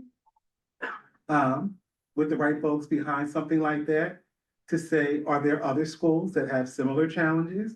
And we could recite those pre-K programs into like that kind of building. One, it would increase the demand for early childhood learning in our district, which is great to have like an awesome starting point in District 3. But it also allows like those schools to do the important work of meeting class size and to ensure those families that kids can continue to come to their schools, like that really want to be there, that at our most popular elementary schools. So I think that, the working group structure is still something that exists structurally. I do think we need folks, partners that are also willing to kind of amplify some of those messages to kind of help us think about, would that be something that could help the district? So we welcome like partnership there. Okay, one more change that's further down the road. Let's speak to Deirdre first. Thank you. Good evening. appreciate the transparency, Dr. Huggins. I have a few questions, and I'm just gonna start with Center School and PS9. So with the projection that the Center School moves out, and I'm quite sure you're aware that Center School, this is not their original home. So this is another move for them. They moved, years ago to PS9 from, I'm gonna say probably in the 70s. So it's almost close to where they started. Is there any future projections that they will have to shuffle and be moved again? Has any conversation from the parent body or, school leadership, has that been a concern raised by them? And then the other question, with Center School projected to move out, since PS9 is a zone school, because I think Center School takes up 2 floors of that building, will that be enough space? Has the district, thought about or can confirm if that will be enough space for additional enrollment for new students coming into PS9? So I definitely want to voice what the principal of Center School had shared around his goal in our last meeting, I think at the SLT. He actually asked for a permanent home because he said, we want our forever home. Right. I think that they really do like the idea of their school being a smaller school. I don't know if I could actually speak as to if that model would be sustainable in the world that we're currently living in, where buildings are designed to maximize capacity. So I think that the reality is, in its current proposed idea, that they would be able to maintain a longer time and probably more permanent fixture at that building. I think that the challenge might be trying to convince them, would you be willing to expand your model? Because that's the thing that, what we would have to work with them. The other question around, will there be enough space for enrollment? I would have to kind of go back. I don't want to give you misinformation and speak with the Office of District Planning around their enrollment, but I do think that that's something that I could definitely circle back in next month's discussion with you once I find out more to that question. Okay. And I really agree with you in regards to the model with the Center School. I'm a former Center School parent. So it will be, really tough convincing them to change their model. The other question I had was in regards to Lafayette. With community action closing, Lafayette, with the up and coming IB program, which I'm happy that this has finally come into fruition, because this is something that they've worked on and wished for some time, prior to COVID. They will be taking over the space of community action. Is that correct? Well, not exactly. So if the proposal goes through, because it's like a phase out, there's actually a lot of opportunity to kind of re-examine the space in the building as a whole and really think about what makes most sense. Right now, you have an elementary school that is in the middle of a 8th-floor building, which is a little bit challenging if you think about like parents dropping off kids to kindergarten, all going up these elevators in the morning. And then you have the 2 middle schools right now, one on the bottom and one on the top. I think that there's an opportunity over time, and if we get to this point, I think it's something that we will look at, is how can we better and more smartly utilize the space in the Joan of Arc building? Okay. Yes, and that was, my question in regards to space. If it's gonna grow into an IB program and the wish is to have students from 84 transition into Lafayette, has the district thought about space? Like where would this, because I'm quite sure there will be an interest with this special program, and then with the dual language portion of parents wanting to enroll their children, has the district figured out where Lafayette will sit in this building? Yes, and I think that that's part of why we got here. Because what we started to realize is that there is a school that is in high demand, that has strong performance outcomes for kids, and yet they are unable to consider whether they can increase their enrollment under the current arrangement.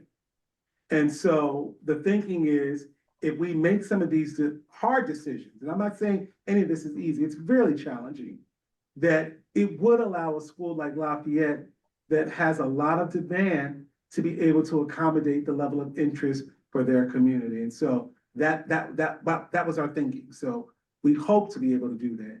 It will be a great opportunity for our district. And just, lastly, with Lafayette, what I foresee with them, if it comes to fruition with the IB program, take into consideration that the influx will come from more than likely also the upper part of the district. Families might come, from Harlem, to enroll their children in this program based off of also the dual language, the French component. I don't think it'd only be, from the middle or the southern district. Ms. Deidre, you talking my language, a truly integrated school. Imagine that, a truly integrated school. That's an incredible thing. Lafayette was when I was on the CEC, love that. Lafayette was Yeah. my school. So I'm Great. very attached to that school. So yeah. Thank you. Yep. Thank you for lifting that up. I think, but I don't know if it's just for families in Harlem that would see the value. I hope all families in our district recognize that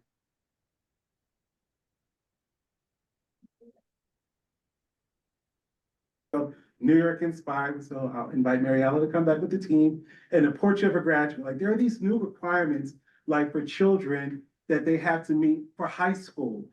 And IB is so aligned to the work of like New York Inspires and the Portrait of a Graduate. Where the gap is, like, where is there a natural pipeline within District 3? Like, if you have a really successful IB program, and 84 can be that, Lafayette can be that, and we need to ensure that Mott Hall 2 is in place to be a DP program. Like, I've committed publicly, I met one of the parent leaders, and she said to me, I need you to get this right. Like, it is important for our district that we have really strong options for high school. The high school process is madness. And if our family in District 3 has really great high school options, they should be able to enroll their child in a District 3 school of their choice, and especially an IB school. So we do need these schools to really be successful. And we are committed to working with the leaders, like the principal of Lafayette Academy. He and I have had like a lot of conversations, and I keep pushing him, like, we got to get this right. And he's like, I'm open, let's make it happen. All right, we're gonna go to Dan. Just a heads up, everybody, we have 15 speakers signed up. No. Thank you, Kristen. Dr. Higgins, I just want to start by apologizing. I had to travel for a professional conference today, and I ran into some logistical challenges, so I missed a good chunk of your presentation. I don't envy the position you are in. I've worked in national and local education policy and politics for a long time, and you are being stuck with no good choices. I want to just share an observation and then ask a question. My observation is this. I think one of the reasons why this has become such a thorny and challenging issue is because of a lack of communication with parents. And I don't say that to throw that at your feet or anyone's feet in particular, but just that as, you know, following the progress of the class size law and the conversation around its implementation, I am a new parent to PS 452. I have a kindergartner there. I can tell you just from my interactions with parents, most parents had no idea this was coming. And I think that has made this challenge so much more difficult than it might otherwise be. And so I really feel like that to account for that and to try and bend over backwards to have better communication with parents about not just what the law requires, but the fact that there are trade-offs and there are realities, and that people have to be prepared for that. I'd be more than happy to talk to you about that offline. But the question I have is, one of the prime beneficiaries of the class size law were teachers. And I'm curious to hear from your perspective, what is being asked of teachers? You know, where there's a lot of being asked of parents in terms of the trade-offs here, and some, you know, sacrifices they're going to have to make as a result of this new mandate. What's being asked of teachers? And I don't say that as someone who's critical. My whole family is in education or teachers. I love them, but there's no question that the teachers union was one of the leading advocates for this law and this policy. And now we're getting hit in the face with the reality of the trade-offs that are involved and the sacrifices people are making. I'm really interested to hear what sacrifices are, as teachers, as stakeholders, as well as parents, being asked to make. Dan, I appreciate that question so much, because I think that is an important question to have, because if you have the benefit of working with a smaller cohort of children, how then does that ensure that we are improving the performance outcomes for our kids? Like, that is what should be happening. Now, why is that not happening if we have schools today that are benefiting from some of the class size law? And I think that this is why, like, when I come back next month, that District 3 has a lot of great things that are happening and very important work. We have New York City Reads, New York City Solves, Civics for All, the Black Studies Curriculum, Latini Dive, Transdisciplinary Learning, International Baccalaureate, Robotics, Science. So if a principal are managing all of these multiple priorities, and also trying to embed MTSS structures, which is another thing that they have to do, something, in my opinion, is getting lost. And so Brene Brown says, clear as kind, that I also think that I need to kind of narrow the focus of the work. And what I have been saying publicly to my leaders, that for elementary schools, I want to pivot, because I do think that this idea around the moral imperative and kids learning to read and write is important. And I want to leverage how we do that work with benefiting small class size. It gives me an opportunity to do the work that I think we need to, that what we should have done before we introduce new curriculum. And I think it's what you think about, what was the thing I learned about working in the highest performing district in New York City? It wasn't about the curriculum. Like, no one believed that a curriculum would ever yield better outcomes. But what we did do was we prioritized how are we building teachers and principals' content knowledge. And so there was an investment in developing people becoming better teachers of literacy and mathematics. And when you do that, when you provide them the right resource, the right curriculum, and they can be very focused on that one thing and doing that one thing well, it does yield better outcomes for kids. And the thing that always bothered me was folks said, oh, but they have a lot of money, or their parents are able to buy X, Y, and Z. That's not always the case. The great equalizer was that they stepped into classrooms with teachers that had the capacity to do that work. And I think that that's the shift that I want to see within our district. How can we begin to reimagine what we are providing District 3 teachers around understanding the content they teach differently, and how leaders are also developing similar content knowledge and leveraging having curriculum resources. The benefit is if you have a smaller class size, then yes, it should be showing up differently because you're no longer working with 32 students. You have 20 kids, so you are able to provide more individual attention and support in your core instruction. At least that's the expectation.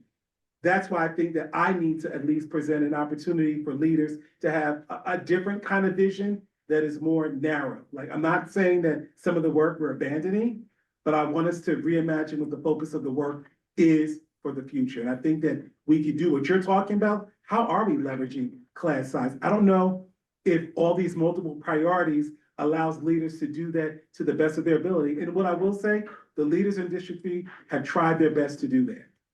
And they're managing, doing it, but I think that we can do it even better. Thank you. That was a pretty thorough answer, Dan. Thank you, Dr. Higgins. You got it.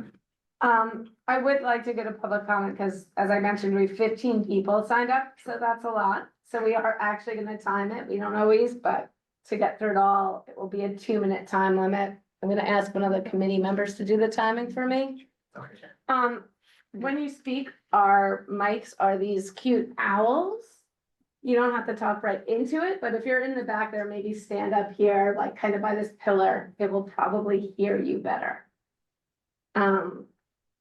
So we are starting, our first person is Emily Rader.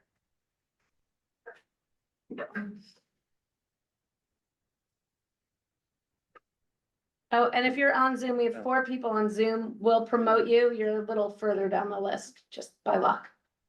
Hi, I'm Emily Rader. I'm a parent of a 2nd grader at PS9, and I'm also on the Parent Association Board for parent involvement. I just wanted to speak briefly about my daughter's experience with her speech IEP at PS9. She was 4 when she entered kindergarten, and she had a speech delay and articulation issues, which made it really tough for her to be understood and really frustrated. And thanks to the PS9 speech IEP program and the Ms. Timmerman and all her speech instructors, she has gotten to the point where now she's raising her hand confidently in class, and she even volunteered for a speaking role in her after school Annie the musical, which was really thrilling for me as a parent.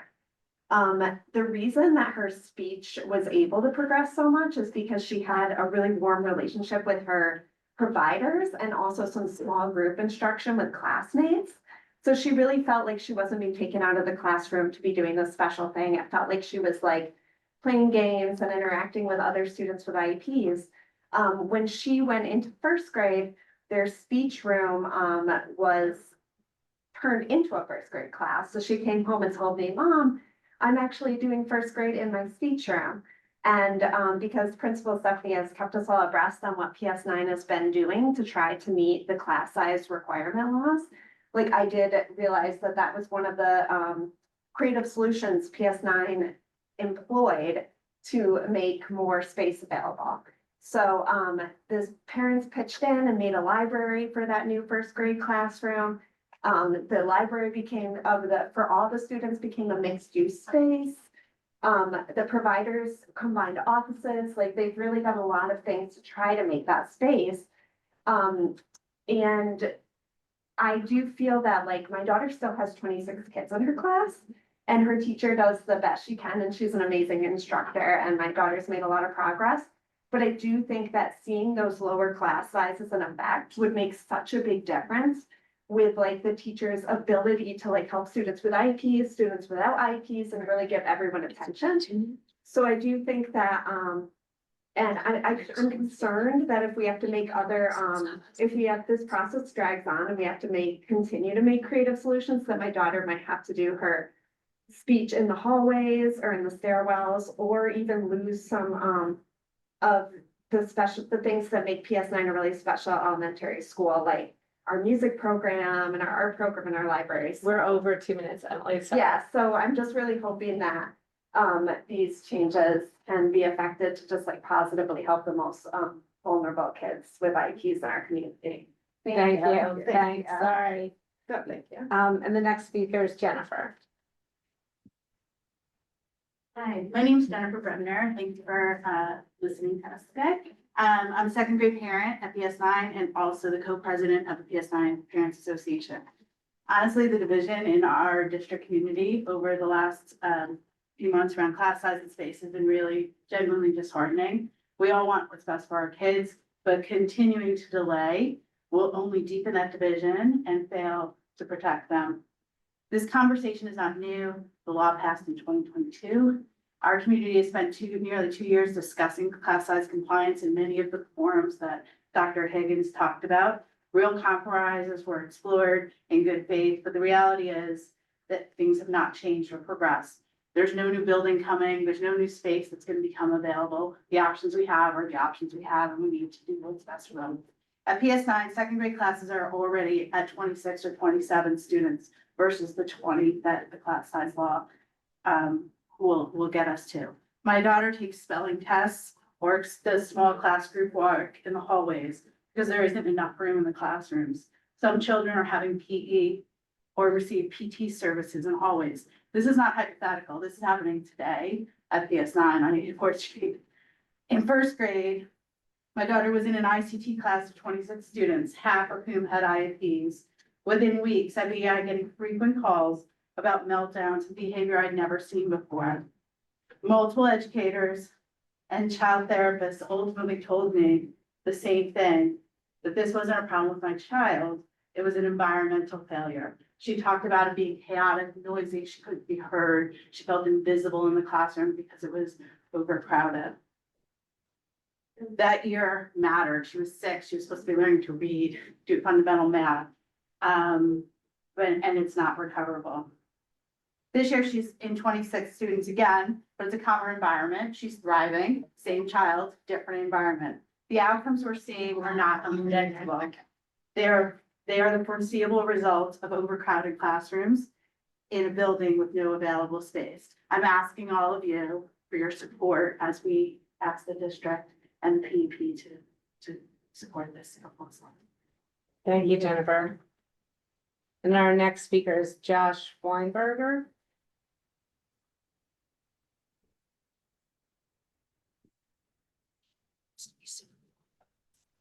Good evening, all of you. My name is Dr. Weinberger, forgive my voice. I'm a parent of twins who graduated from Center School this last May, and I've enjoyed that experience so much. I'm now an employee of Center School. I'm deeply appreciative of community board's engagement in this issue and trying to deal with the issues the District 3 and the D3 schools are facing. You've just seen the scenario the district's proposing for Center School's future, a scenario that's on the verge of becoming an official proposal. That's just under the 6-month deadline that would make it legally permissible for it to happen in time for the next school year. As we hurtle toward that early March deadline, for any educational impact statement to be published, please ask yourself what level of actual engagement the DOE has really offered before this reached this stage. Superintendent Higgins himself has acknowledged the so-called engagement of the past year never reached the stakeholders that it claimed to engage. And I can confirm that with firsthand experience. I've been a member of these working groups and I've attended these meetings over the past year, first as a parent at Center School and then as an employee of Center School. And I can assure you, those meetings were closed door spaces designed to provide a safe space for difficult conversations. But those conversations never happened. The content of those meetings were never intended to inform or engage anyone outside those rooms. And if anyone really needs proof of that statement, consider this.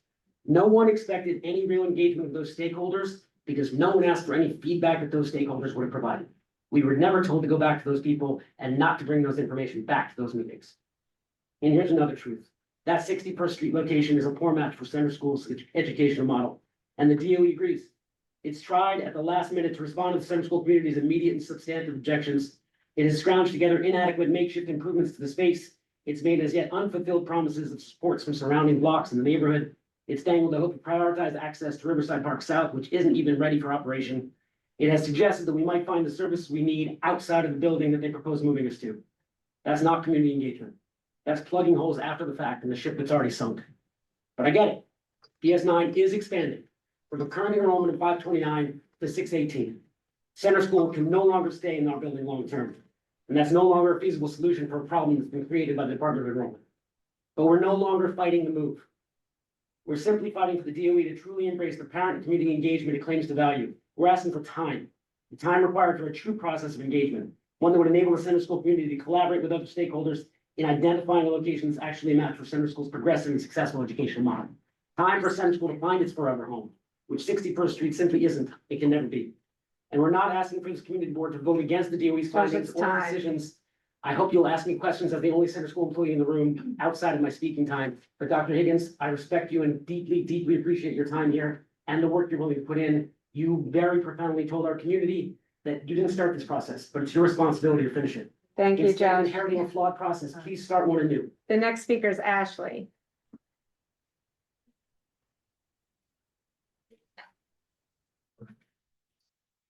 Hi, everyone. My name is Ashley Dale. My daughter is a first grader at PS9. Before I start, I do just want to clear one thing up. PS9 is not expanding. The space that they need is to meet the current enrollment requirements to get 20 kids in a class. So there's no plan to expand. I think we all understand, as we've been discussing, that there are a lot of real pressures on the space at PS9. And the school has been asked to think about this very creatively. So as next year, all service classes will have to be in the hallway. And this creativity does need to stop where students' legal rights begin. So what I'm going to talk about today is a little bit boring, but I'm going to talk about the law. So under the Individuals with Disabilities Education Act, children who are receiving services are entitled to be educated in what is called the least restrictive environment. Federal law explicitly mandates what the least restrictive environment means. And that means that these children need to be provided with a continuum of alternative placements to meet the needs of the children. That continuum is literally defined to include supplemental services like resource rooms and to be provided in conjunction with their regular classrooms. Now, I think that we can all agree that a hallway is not a resource room. It's not an alternative placement, and it's definitely not the appropriate supplemental service for these kids to learn in. The law is also very clear that state funding can't be used in a way that's going to result in the failure to provide children with a disability a free, appropriate public education. And that's according to the needs described in that children's IEP. Many students at PS9, IEP requires things like a quiet setting or a low stimulus environment. A hallway with its foot traffic is never going to meet that requirement. Now, I totally understand that this is going to cause a lot of difficulties for a lot of different people, but the federal law is clear. There's nothing that can override the child's right to a free, appropriate public education. And we have to ensure that these children are entitled to that. Thank you. The next speaker is, and pardon me, Anuradha. I'm gonna screw up this name. Thank you. Hi, my name is Anuradha Siddiqui. I am a parent of two children. One has been through the public school system K through 12. One is, has been through the public school system K through 7, is a 7th grader right now. Both my children have been in 2 of the 4 schools that you talked about in terms of truncating, phasing out, and other words that hurt my heart a little. But I want to thank you, Dr. Higgins, and your whole team and the community board for giving us space to talk about these issues. I want to raise 2 things. One is one that has been discussed, and one is one that I haven't heard yet.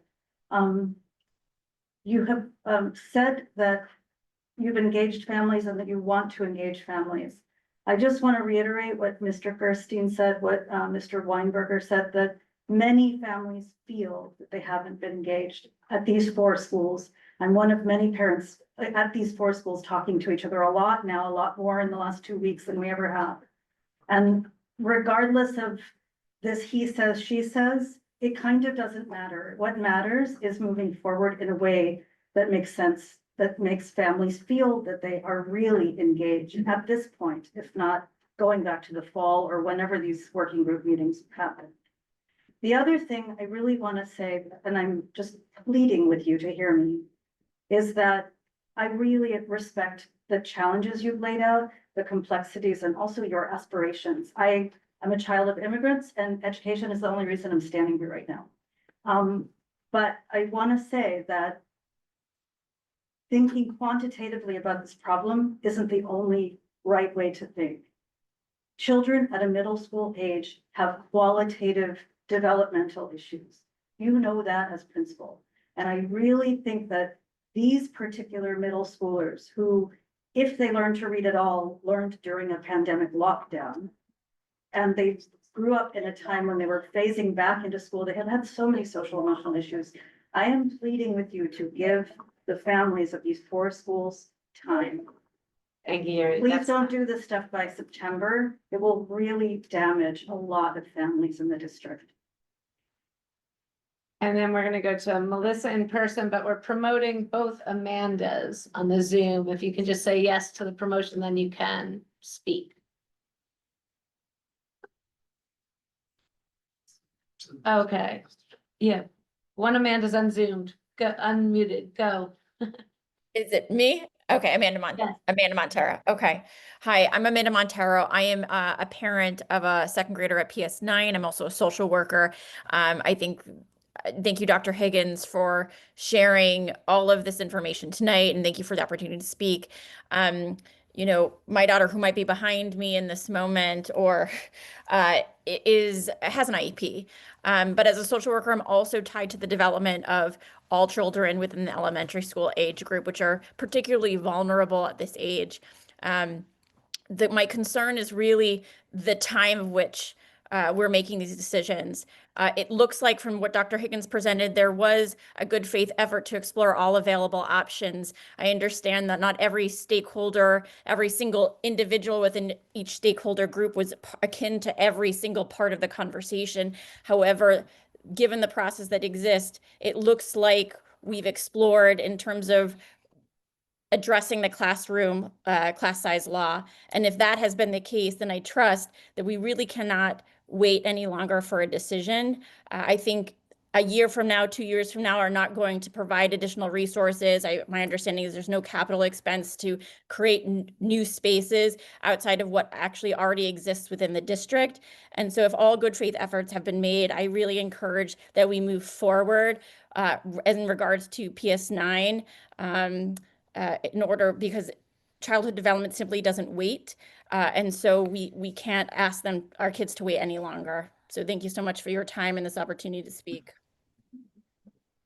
Thank you, Amanda Montero. Amanda Chambers, can we hear from you? Hello. Yeah, I'm Amanda Chambers. I am a teacher at Center School, actually. I'm a special ed teacher, but I came there as a theater contractor, so I also run the theater program. And thank you, Dr. Higgins, for recognizing that theater is an integral part of our school, because it really is essential and a foundational part of how it was started 40 years ago. Theater is there for social emotional needs, as well as just creativity and having fun. And I think what struck me about you saying special education students succeeding in different ways and being recognized, that's something we really see in this theater program. And having everybody in the same room and being able to see everybody is part of why we're so concerned about getting a space that does suit our needs. I was at that meeting where we went to 191 and checked out the space and heard a bunch of solutions. I'm still not convinced that we actually have a space that will fit our entire community, which is our whole school, all of our parents, alumni come back. We have the show twice a year, and it's 2 of our biggest community events, and we really need to not lose those, especially if we're going through a move to begin with. Having to change something that's been part of our school from the beginning would be a huge detriment to what makes Center School Center School. I think I have to argue opposite the other Amanda, and that what we really would like is more time to see if we can make a better agreement, or if this is the option, at least have more than 6 months to make the giant preparations we need to, and not rush them to give more instability to, as was said before, these kids who've already gone through COVID and stressful times. We've already had a lot of our students say, especially because it's after middle school admissions have already closed, we've had a lot of students who can't make the new location or wouldn't want to, who said they're already going to go to private schools. It would just be a really big effect in our community, and we need more time so we can make sure that we've considered all spaces and all options. Thank you. Can I just say for the record, like, part of what I've learned about this process was that the principal of Center School was afforded an opportunity to visit 1972 Broadway as a potential location. He felt that that would not be a good space for his community. He also was given an opportunity to tour Manhattan Country School and PS 165. And so I want to lift that up as part of the discussion, because when folks say that, you know, that there was not a lot of engagement, and this is why, and I don't want to gaslight and displace any responsibility on whomever, but I know, being a former principal, that if I have to communicate something like, hey, my superintendent took me to 3 locations to consider for a possibility of relocating, I'm going to engage in those discussions with someone. I don't know if it's the PTA, if it's the SLT, if it's maybe my faculty. And so when I hear about that there was this lack of community engagement, specifically for like that school, I want to lift that up for the broader public that is hearing this discussion, because I know for some of you, you're hearing it for the first time. Like, I am going to own when folks say that there was a lack of engagement. That's why I'm here, to listen again, but I do want to also ensure that we're making statements that are consistent with what actually happened. I can actually say I was at 1972, more than a year ago, when that offer was made for Center School to come look at it. We were physically there in the building. We have 2 more speakers in person and 2 more online. So it's Melissa Mutu. I didn't sign up to speak, I just signed up to be here. Okay, Okay. we're glad you're here. 14. Okay. Jessica Weiss. Hi, I'm Jessica. I am one of the co-presidents of the Manhattan School for Children. I currently have a thriving 7th grader at the school, and I have a 5th grader whose first choice for a middle school is far and away to stay at MSC. He has some specific needs that make MSC the only option that I have found that would satisfy us in the district. My daughter is thriving there. MSC just this week submitted our application. Next year, we will be a certified IB school, K-8. We are the first in the district to do that. As Reggie said, she's been there from K-7, and she started middle school with a full quarter of her elementary class. Not as much as continuation as we'd like, but still quite a bit. And she's doing wonderfully. There are so many things I could say about why MSC is unique and why its loss would be a huge loss for the district. But I'm going to speak to the thing that is keeping me up at night, which is what Reggie has already addressed, which is that MSC serves a very specific population of students with various disabilities across a wide range of areas. I hear the district when they say that those students' IEP regulations will be met. I believe that they will be met, but access to legally mandated services is not the same as inclusion. MSC has been building our culture of inclusion for decades. We are a school where inclusion is not an afterthought. It is literally the model that we are formed around. Our students with disabilities are integrated into every aspect of school life. They have the opportunity to be leaders, and they are thriving. So this model, it shapes our staffing, our instruction, our culture. I believe that someday Lafayette might be a place where you could create a culture like that, but it's not right now. And there are 5th graders today who have no other options because our building is the only accessible building in the district for them. And if you don't open a 6th grade class at MSC, they will be left with options that are absolutely insufficient to meet their socio-emotional and needs that go beyond their academics, and into the development of themselves as full and thriving students in their community. Thank you, Jessica. We have two people who were just promoted online. Meredith, if you wanna go ahead and unmute. Hi, can you hear me? Yep. Hi, my name's Meredith Wise. I'm a parent of an 8th grade student at the center school. And I actually came on this meeting last minute because I wasn't aware this was happening. I was planning on spending the night at the PEP meeting, but I felt a feeling to be on this meeting, and I'm kind of glad that I did. And I just wanted to say a couple of things. My child is graduating this year, and we're going to move on to the high school. And I was vice president of the executive board last year, so I was extremely involved in the school at Center School. I attended every meeting, every PTA meeting, and we put our high school applications in on December, and then after the school break, we all came back to the school to learn of all of this that is going on. And for me to say this is quite shocking and unbelievable is an understatement. And I understand that it can come off that we are looking for small potatoes with theater and things like that. But I think the main thing that I'd like to say is we really need more time. We need more time to be engaged because we have not been engaged. There's been no communication by email about any of this. And we've only had one town hall, which we didn't even get time to prepare for. And all we're asking is for more time. I don't need more time because my child is leaving, but I feel for this school, for PS 191, for the Community Action School, it feels like I feel like I'm in the twilight zone.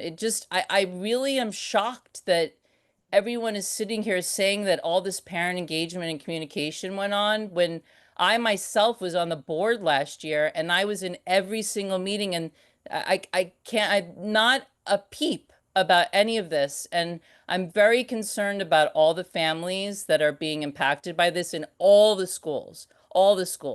So for everyone to be able to walk away from all this with some more information would really make a huge difference. And I appreciate all Dr. Higgins and jumping into all this, but I just felt really the need to talk. I appreciate your time.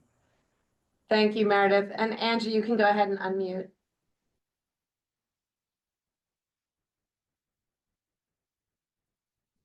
Angie, do you want to unmute? Me? Yeah. I didn't actually sign up to speak. I was just, listening in, but if it's okay, I guess I will. I'm also a center school parent. Our kids are in their first year there. We love it. It's been fantastic. I think part of the appeal is also the small school size, as well as everything, the neighborhood, the community, the tax show, and how the kids are really thriving from a social emotional perspective.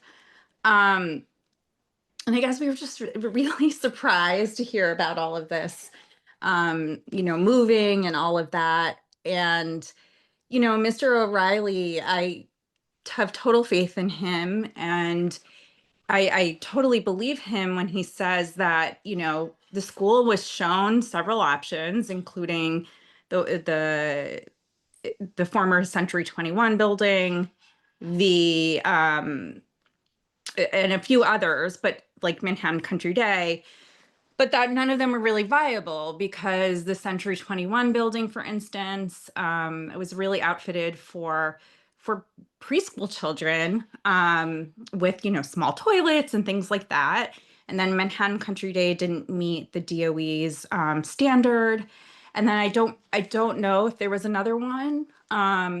So I think while it may sound like there were options, I don't think there really were viable options from what it sounds like to me.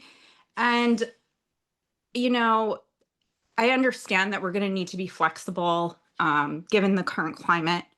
And I also understand we want to do what's right for the whole system. But I think that, I'm really scared that this amazing jewel of a school There's so much fear right now that it's going to disintegrate if this move is so rushed, and the trust between the parents and the DOE is really going to be tarnished as well, which, I hope does not happen, because our school has been so successful. That's And time, Angie. okay. If you could wrap it up. Yeah, no problem. And I think also we serve a lot of what the DOE wants to accomplish in terms of high enrollment. We actually have 25% of the seats prioritized for lower income, amazing outcomes, all these things. That's really fine. the 2 minutes. Thank you. Because I wanted to check, I think there's some in-person people who didn't get to sign up who wanted to speak. You can go ahead. Signed up. I missed you. I'm sorry. All right. Hi, everyone. Good evening. My name is Yari Devan. I'm a parent from MSC and also one of the co-presidents of Jessica. My family joined MSC at 2021. And from the beginning, we experienced it as more than a school. It's really a true community. MSC is intentionally diverse in many ways, socioeconomically, culturally, academically, and in ability. Students with disabilities, including students with mobility challenges, are fully integrated into every aspect of school life. Inclusion here is not separation with support on the side. It's shared learning, and that benefits every child. Our students grow up understanding differences as normal. They learn empathy, collaboration, and respect by living it every day. Earlier in this meeting, the issue of continuity was raised. It's true that MSC has struggled with continuity through the middle school. There were disruptions, and that affected enrollment and confidence, and I don't think anyone denies that history. But over the past 4 years, there's been new leadership, steady leadership, and intentional rebuilding. That means strengthening programming, pursuing IB certification, expanding enrichment and sports, and rebuilding the elementary to middle school pipeline. The progress is real. Test scores were mentioned as part of the broader discussion. They tell part of the story, but not the whole story. They do not fully reflect student growth over time, the complexity of serving a diverse and inclusive population, or the broader impact of our model. MSC is not being proposed for phase out because it's failing students. It's being judged by factors that do not fully capture renewal, community impact, or the value of a deeply inclusive model. It's easy to break something. It's much harder to rebuild it. Phasing out the middle school now, whether driven by enrollment, data, or space considerations, would interrupt that recovery just as it's taking hold. Thank you. Regarding this last thing, the topic of process and communication that was discussed earlier, families across multiple schools, as we have heard, have raised similar concerns about transparency. When similar concerns are coming from multiple communities, that suggests a lack of clarity in the process itself, including what information representatives were expected to share. That is not meaningful engagement. We're asking for time, transparency, and partnership. MSC deserves the opportunity to complete the rebuilding already underway before irreversible decisions are made. Thank you so much. Thanks. Is there anyone else in person who wants to speak? Do you speak there?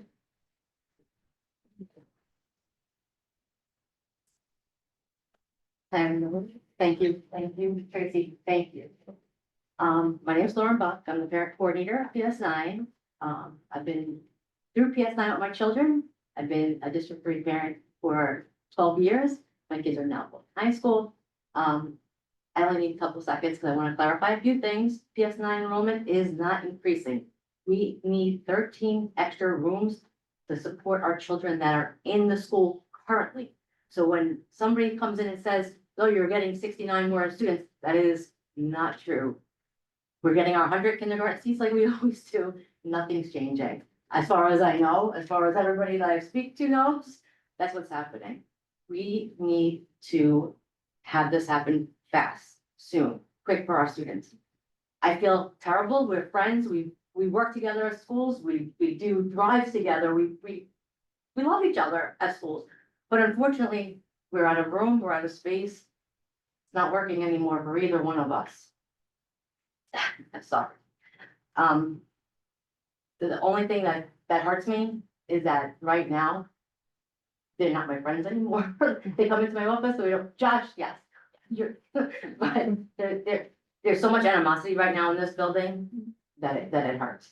And it's unfortunate, and it's just a painful thing. I just wanna say, I wish we could move past this. There's no more buildings that are coming in District 3. We all know there's no more buildings. It's only the ones that were offered. I think it's the best option for everybody. Thanks. I can say real quickly, the parent said, she said something that's really honest. She said, it's harder to rebuild something. And that is something I have been thinking about. As someone that's new, like, I have been very concerned, like, so if these things happen, like, what is your plan to bring the district back together? And there really wasn't like a response. And so we met with a part of the DOE called Space, and they specialize in community healing. Now, the part of why we brought them to the table was to deal with the incident at the CEC. But part of the things that we learned that we can also offer to like our school leaders, to our parent leaders, is this way of how do we engage around like moving forward? What do you do when trust has been damaged and broken? What are the steps that we can take to repair that?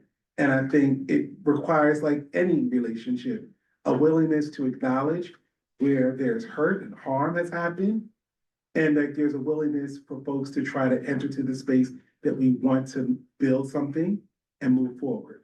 And like, we are not skilled at doing that work. That's why we need experts to try to come in and like to facilitate a healing process. And I think that it can happen. You know, again, I'm so excited to come back next month because I think like I want us to really think about what matters most, and that is student learning. Like I want to ensure that every kid in the District 3 schools has access to really great education and that it shows up in their performance. And so I know that there are folks that are not as persuaded by some of those quantitative points. And I know that there are parents that are relying on me to ensure that that does become a focus for us across the board. Because I had met with parents and one of their questions, my child is in the G&T program. I want to know what you're going to do to ensure that they're getting what they need to be successful. That is not a parent that wants to hear that I'm only attending to the things that make their child feel well and good about themselves. That is important. And they want to know that they're getting what they need to be successful beyond elementary and middle school. Thank you. I want to thank you for coming tonight, Superintendent Higgins, and the whole D3 staff that came. That was a good team support. Before we let you totally off the hook, does the committee have any questions, or can you finally go home? I have one final Yeah. question. Yes, sir. Long term, for D3, are there plans to build more schools or add more seats? As they shared, we had a meeting with Capital. There are no buildings, kept funding for new capital buildings. Okay. Building for capital funds. So Okay. yeah. That doesn't mean that we can't advocate for new funding. I think that there's always an opportunity to advocate with the right folks in the room around like shared idea. I also want to say this, like the CEC presidents, Jill Rackmill and Kristen Savanoff, have been excellent thought partners because they understand, like Reggie, we know that in District 2, you had like a very contentious relationship with CEC. In District 3, that's not our focus. We really want to figure out where are the spaces where we could build. There's common ideas to support the growth of our district. Like they are invested in what you're talking about, thinking about how we can push like our elected leaders, how we can push New York City Public Schools to think about why aren't we getting capital funds in District 3? Like what do we need to put forward to show that we are a district that needs like, I don't know, what are you thinking, a new early childhood center? Sure. I mean, you have the model of like a Bloomington Library, right? Yes. That could be applied to a school. I just think that there are different ideas, but I think what we have is the willingness of a new superintendent great CEC leaders and other CEC members that want to do that work. I just think that it is hard because right now we are in the middle of probably one of the nastiest parts of the work because folks just like, it's hard. It's really hard. But thank you for allowing us to have space. I think Ira has a. Yeah, I just wanted to make a comment, because every parent coordinator here. If you remember, in 2015, PS9 had 650 students plus center school. So it's actually been a much bigger school. Pandemic really shrank it down. I think it's about 400s. So that's what's happened. As far as the capital planning, the only new school that this district has seen since the 1960s is PS 191. And that was, and that site was only achieved by CB7 twisting the arm of the developer for Riverside South. And that's how that was done. And I won't go into all the details, but that's what it took to get that done. And DOE did not want to do it. And then we And also- once they got the site, they did their damnedest not to build it. And it was Kristen, a long process. Yeah. CB7 was out way ahead to get that space So before that- I was on. so other than that, going back to the 1950s, when the schools were planned, 84, 9, one or two others, we haven't gotten new schools, and we're desperately short of siting, and the one empty school in the district has just been sold for $96 million by the church at 97th So in that- Amsterdam. I'm curious that the Manhattan country school. Country school? No, I'm sorry, the Museum for Children, Oh, yes. which was when I was a kid, a school building. My aunts went to school there. I went to Trinity. I was wondering, since it was a school Yeah. building, is there some thought of making it school building? You mentioned, or I mean, I think that that's something that we could talk about. I think that I could definitely like go back to like our team and say like, what would it take to maybe think about opening that as a school? I could ask. That's how you start, right? And Absolutely. if someone says no, I know the right people to come back to and say, hey, guys, they said no, but I think if you could work with me, we might be able to engage in some sort of open dialogue. So I think there's possibility. Thank you. Thank you. Thank you. And parents and administrators, thank you for coming. You're welcome to stay to the committee. You're not quite off the hook yet, but we'll wrap it up fairly quickly. I'm gonna come back next month with the real good stuff. Because we have another agenda item. But, we can decide about that. As far as this item, I don't think there's any specific action for us to take tonight. I think this was just the beginning of our like listening and learning, finding out what's happening, and finding out what the concerns are. Obviously, it's gonna move fairly quickly. They said that EIA is due by March 6th. And then I would imagine that they're looking ideally at an April PEP meeting. So we have time to revisit this. Does anyone have other comment on this agenda item? I have one question. You're gonna have to speak up if you wanna take Oh, it from all I would assume that Pecker's going to do what they normally do, which is approve whatever's put in front of them. But given that there are 4 separate actions, all 4 have to happen, for any of them to happen. I think they mentioned they'll be One separate. could I be don't know, the tabled, JOA building could be separate. one could be tabled, and they do table Yeah. things, and then everything falls apart. Yeah. So Yeah, nobody's some are caught. interconnected, most are interconnected, but they're not all connected. So they could manage them somewhat separately. Yeah, I can't remember if the EIAs are actually combined in those I don't cases. think, I don't think they are. Yeah. You said for each building, there's a different. A separate line. So those are like, how, when it comes through, which is soon, obviously we'll share them and start to look at them. Dan, you had a hand up. Yeah, I was just perusing some of the questions that were in the Q&A section of the Zoom. And multiple people did ask, and I think we should address this just for the record, about why this meeting was, and this conversation was scheduled when the PEP meeting was happening. Oh, that was just bad luck. We didn't know the PEP meeting was tonight. It was actually scheduled as quite a while ago as a meet and greet with the new superintendent. And as he explained at the beginning, this was the overriding issue. So really, that's why he's coming back next month. What he's coming back next month to explain, which is like the vision for the district and the academic standards, was supposed to be tonight, but we just felt like this was the overriding issue. We were getting a lot of emails and questions about it, so he felt it was the more important issue to address right now. But we did not see the Q and A. I didn't even know if there's a way to see the Q and A So there. thank you, Dan. Sure. Are there other questions there? Because I'm not able to open them up on the iPad here. So folks in the Zoom, if there's some pressing ones.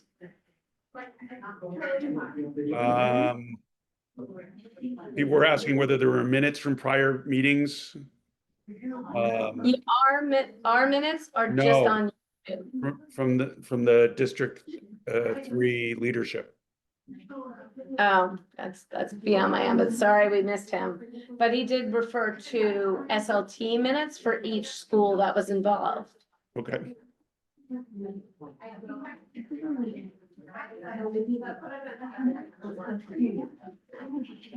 And then there were definitely several questions about the impact on the middle school enrollment deadline.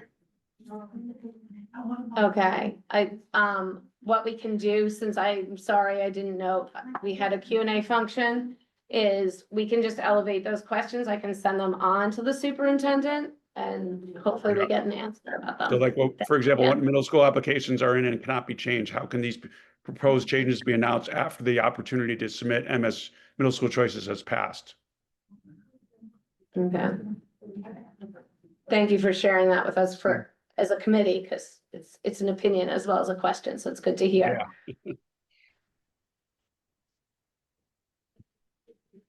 So are we done with the District 3 discussion? Well, it seems, just to summarize, Mhm. so it seems like based on the class size law, center school has to move something, right? Yeah, that's what they're Has to move, saying, period, yeah. right? That's what they're saying. And then it seems like there are like a variety of options that they've explored Mhm. and that, 191, that location is like the least bad option. That's right. So we've heard a lot of people say they don't like this for whatever reasons. I've not heard anyone say that some other option is better.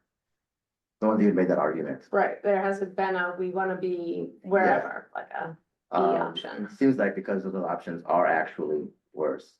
Mhm. That's what it seems like to me, but I'm open to someone coming in and trying to say otherwise. But it seems like this is just the best option that we have. But I just want to set the stage. If you go back to 2010, and I know half of us weren't born by that time, but there was a shifting of schools.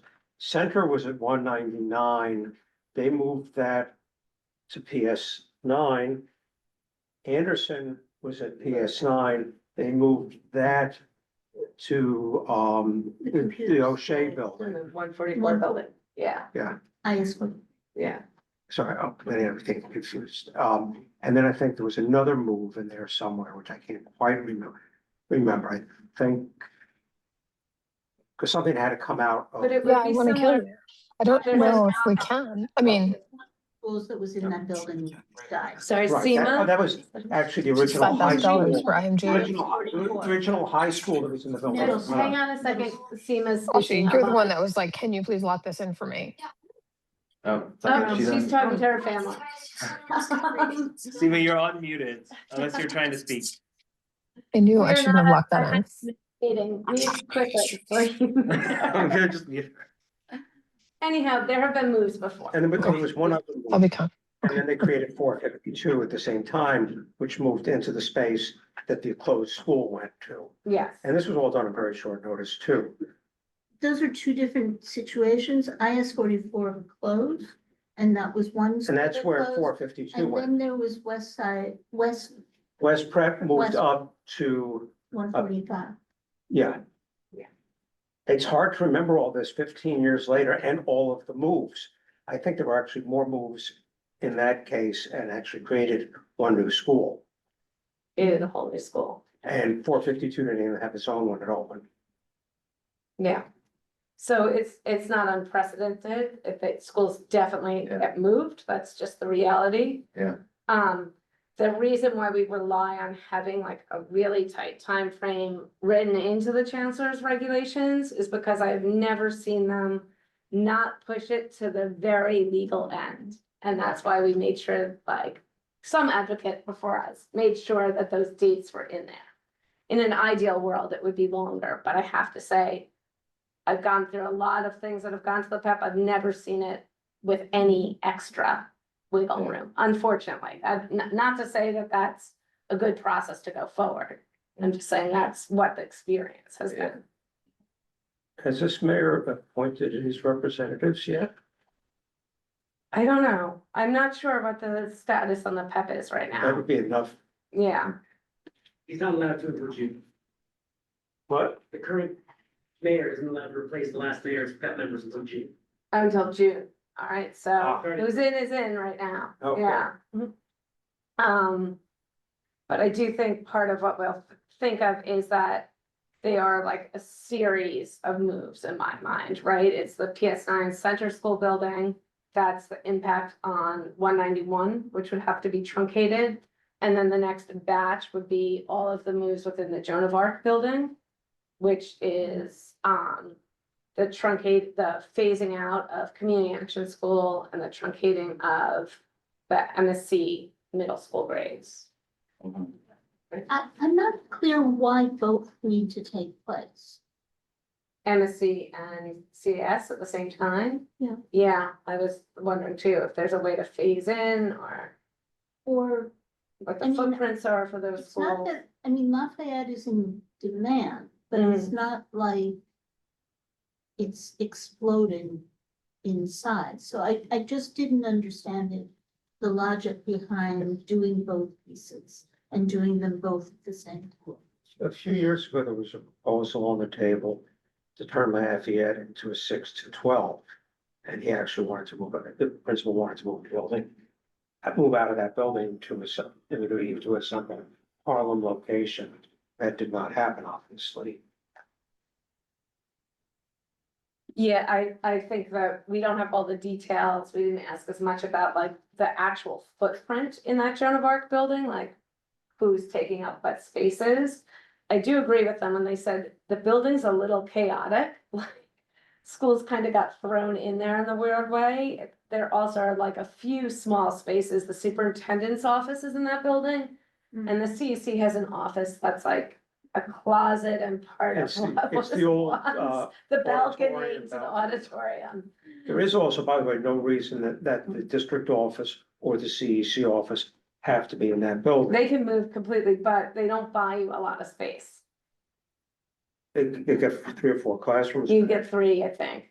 So that's why I'm like, we a need the significant math amount. of like the footprint of each of those schools. 'cause And they I'm could move not into totally clear lose about it. space. But that's a good question for follow-up, is to find out more about like the actual footprints in Joan of Arc. They also used to be in the basement of 75. The district Who did? offices. Oh, at the Yeah. McMantle building?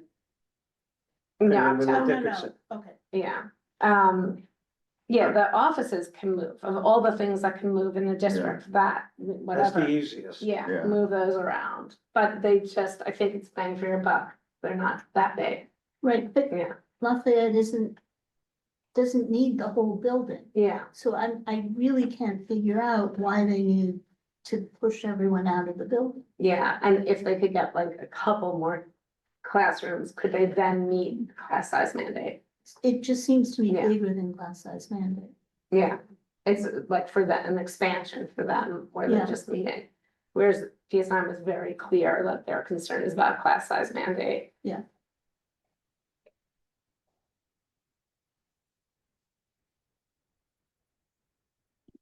All right.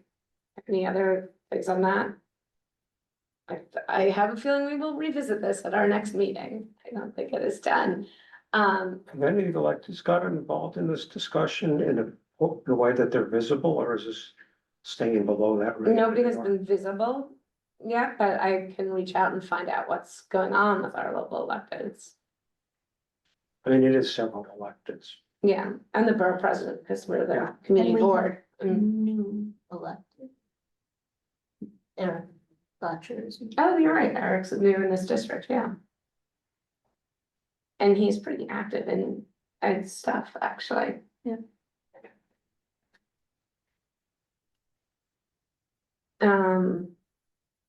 Up to 2 cares, next agenda. Sure. I'm gonna put Michael on the spot a little bit, although, are there more raised hands? No, that's a mystery. I think it's from panel, from the Okay. public, but I don't know if we're. Michael, is that okay with you if you speak a little bit about the 2 cares? Sure, yeah. Thank you.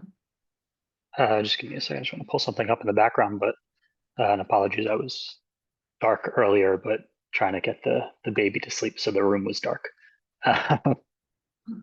So yeah, I circulated a couple of ideas about what we may try to do around the 2 Care program. One of those things was, you guys can hear me okay, right? Yeah.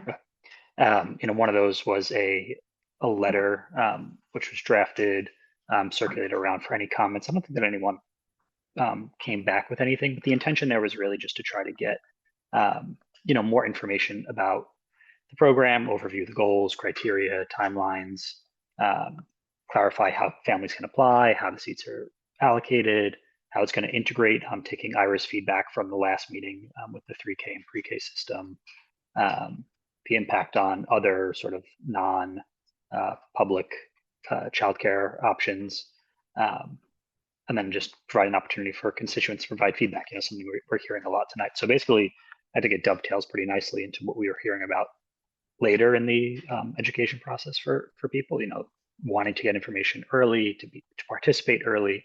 I think it's just a good starting point for us to get these conversations going with anyone. So that was the interest with getting that letter out sooner rather than later, particularly because we all know that as we get toward June, everyone disappears for the summer. And then the other big part of it was trying to find ways to engage with the community in sort of, that in an asynchronous way. So that was where the survey came out. I know Deirdre had mentioned that she would look to kick us off with some of that, but happy to continue that conversation as we need to. But that's just an opportunity for the community to continue to give feedback over a longer period in case they can't attend a meeting or something like that. So those are, I think, like the two primary pillars of what I was suggesting we continue with this process. But happy to expand or contract as the group needs. Yeah, I thought the letter was excellent, and what I liked about it was that it also offered that we could become partners and we could do some work, right? We would help. And I thought that was an important aspect of it. Like, at this point, we do need information, right? That's pretty straightforward. But I appreciate that we were also sharing that we want to be a part of it and we want to help promote it. So I'd like, as it seems, I don't think we actually have to vote on it as a letter, but we're here, so. Are we sending it to anyone, or? We are, like, yeah, we're gonna send it. We need to figure out exactly who to send it to. Right, it's not addressed to anyone. Shall we did everyone? Would it be the superintendent and the mayor, maybe? I would like to loop in at least one other person. I think there's an Office of Early Childhood. Yes, there is. So I would like to make sure we get that from the mayor's office. And obviously then we always copy like all our elected, so they kind of know what we're up to, in case they're going to pursue the same thing. I think that this is unnecessary, but we are here, so we might as well take a vote. Can we vote on sending the letter to our local electeds and the central city authorities to ask for more information around the 2 Cares program and offering our support in helping promote it and raise awareness. Whose signatures are sent out? YL. The committee, Okay, not, this isn't sent out by, I don't think it needs the full board. I think it can just come from the committee. It's okay, very, oh, it's like, can we have information? It's not really like. Yeah, we're not, I don't We're think we're not stating a taking a position. stance. Yeah, we're not Yes. saying, we as the board have this opinion. Yeah, okay. And it's one of those, like transportation committee, where we actually don't express an opinion explicitly. right. This is truly not, this is not a, Yeah, Or- I'm just trying to get the ball rolling. it is just, it is just very straightforward, no opinion. Tell us some stuff. So I move we send the letter. Second. All in agreement?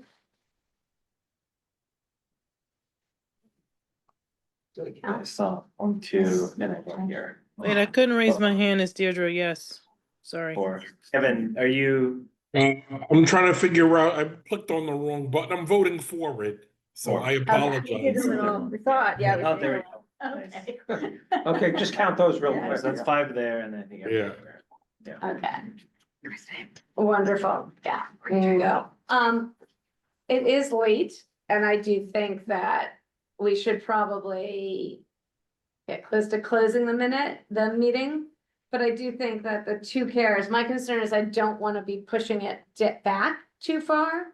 So do you think we could have just a sub like working group that kind of connects in some way between now and our next meeting? Or do you think we need to have a specific meeting around it? Our next meeting is a week and change, right? This is, Oh, because you're right, we're very late. Deirdre, you have your hand up, you can go ahead. I thought the. Yeah. meeting this week. I'm not answering your question, Christian. I'm just replying to the committee. Yes, I committed to survey questions. Michael, I'll have that to the group tonight.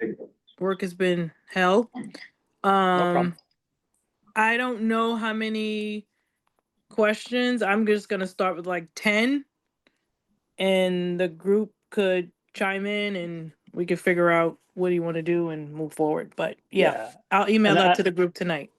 Yeah, and I think just like the intention was just to have like a starting point and people could add things in, and if there's a need for more discussion, we could certainly do that. We did something similar to this around the 1972 location. Right. Just trying to get a survey out to the public to give people an opportunity to provide some feedback. So I think, and the intention behind it again is just to show that when we do have an opportunity to speak with either DOE representatives or elected officials, whoever it might be, we can point and say, we engaged with the community. Yep. And, we had X number of applicants, and of those 80% said this was their biggest priority, or this was their biggest question they wanted answered. So just to give us, a more sort of informed starting point for those conversations. Okay.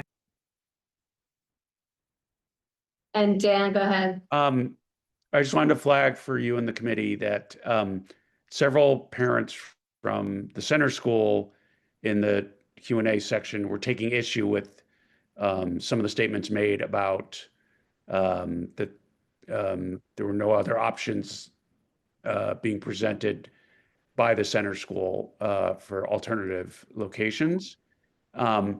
I just think this is another example of, there's been a communications breakdown.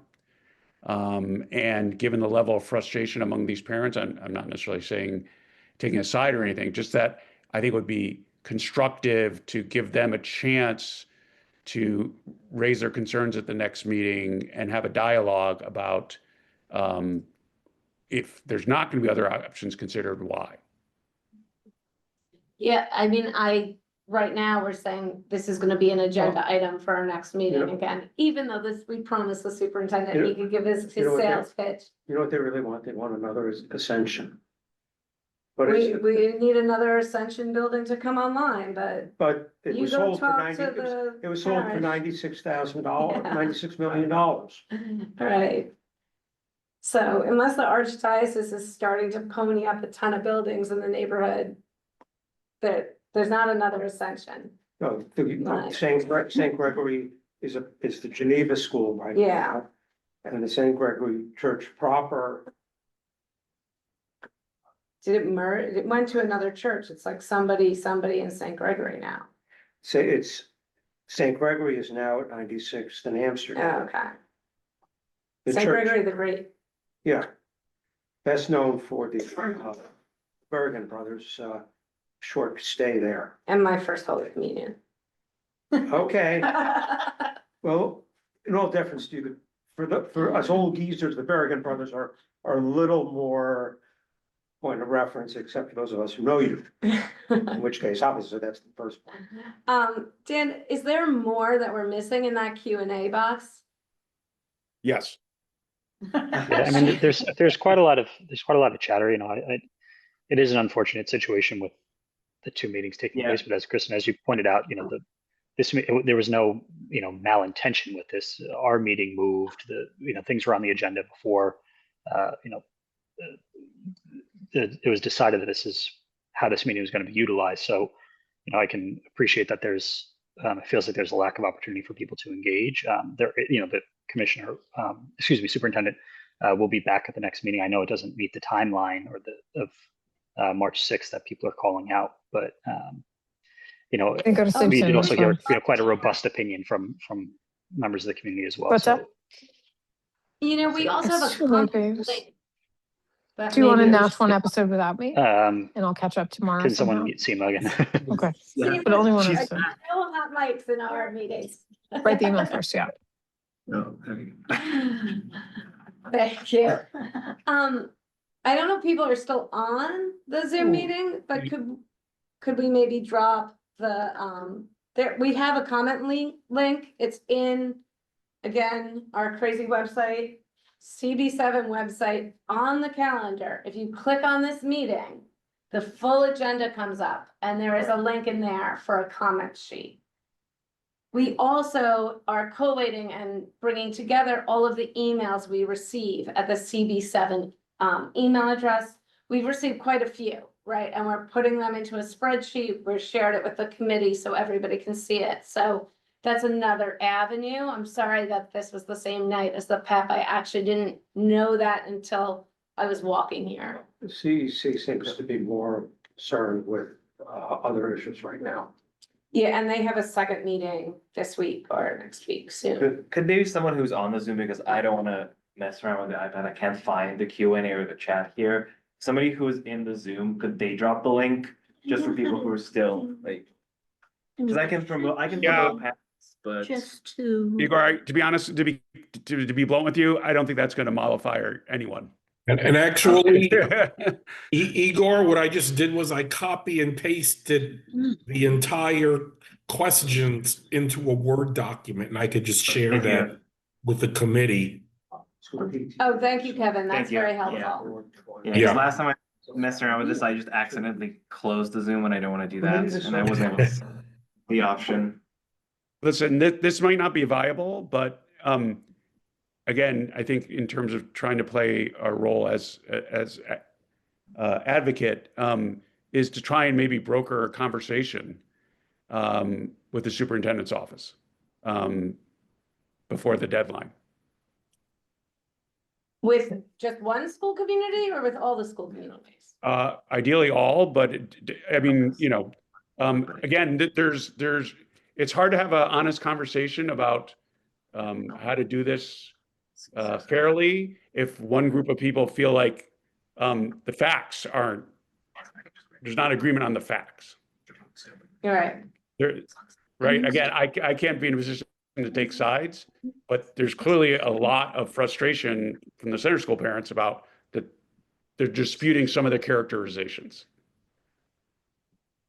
Right. I mean, at this point, it's like we do honestly read all of the comments. It's not that we don't read them. It's not that we don't read the emails.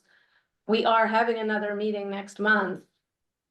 I don't know what else. Does anyone else have an idea? I think I would also say like this as a committee, unless I've misunderstood it, like we are not taking a position on this. We are not passing a resolution. We are not writing anything. And so, this has been an opportunity for people to speak. Again, I appreciate that people have missed that opportunity. And I think that was just a misstep, a mistake. It was not done intentionally for people that wanted to speak and didn't have an opportunity when the superintendent was around. Again, that was not anything other than an honest mistake. But as potential advocates for the community, we are not taking position right now. There's an opportunity for people to voice concerns or their opinions, their perspectives. But unless we are committed to saying something about this issue, which at 9:12, the meeting that ends in 18 minutes, I don't think that that's going to happen. I don't No, think I'm that was not, ever I'm the not suggesting we intention. take a position. I'm just trying to say again that. But I think the avenue exists for people to engage with the actual authorities on who can comment and who can provide a better answer to these questions than we can. Like, because we are not making a statement, what I would say to those parents that are frustrated, and I'm reading the comments as well, is they continue to have the avenues open to them to reach out to the superintendent's office directly, to this, talk to the principals of the schools, to try and keep those lines of communication going. I don't know if inserting ourselves at this hour when we don't have a position is going to be any more fruitful than their direct communication. But I also get the sense that these conversations have been ongoing for a while. It's not, people are saying that this is the first they're hearing of it. That I don't know exactly if that's exactly true, but nonetheless, I just don't know what else we can do at this hour. This is an important issue, and Kristen's been in this position before. The question is, what is our role as compared to the CEC? The CEC covers both the lower part of the district district and the upper part of the district. Community board only represents the upper, middle, and the lower part of the district.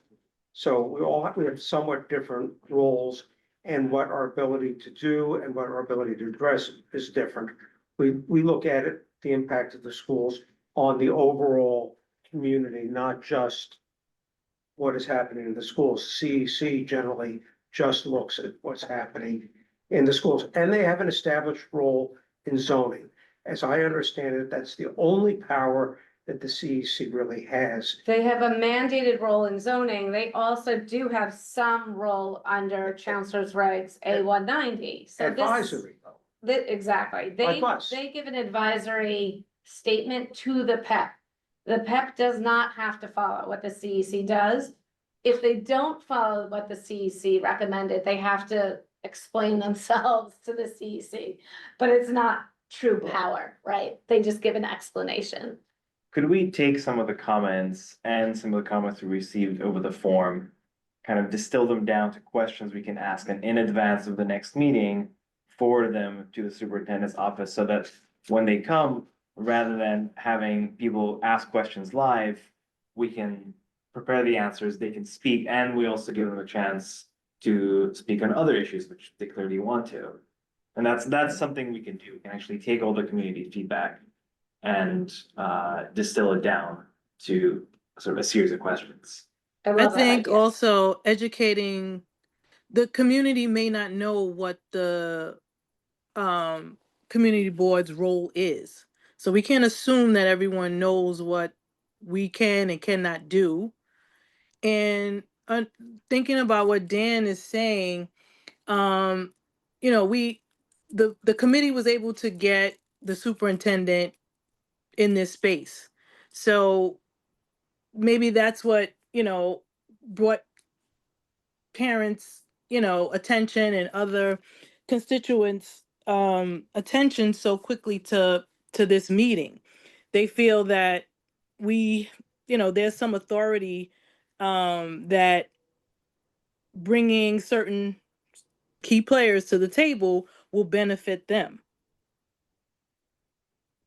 Yeah, thank you, Deirdre. And I think that we do have to clarify it. It is always a little vague. I mean, we do not have a mandated role in this, right? But we are part of the community. We do want to hear from the community.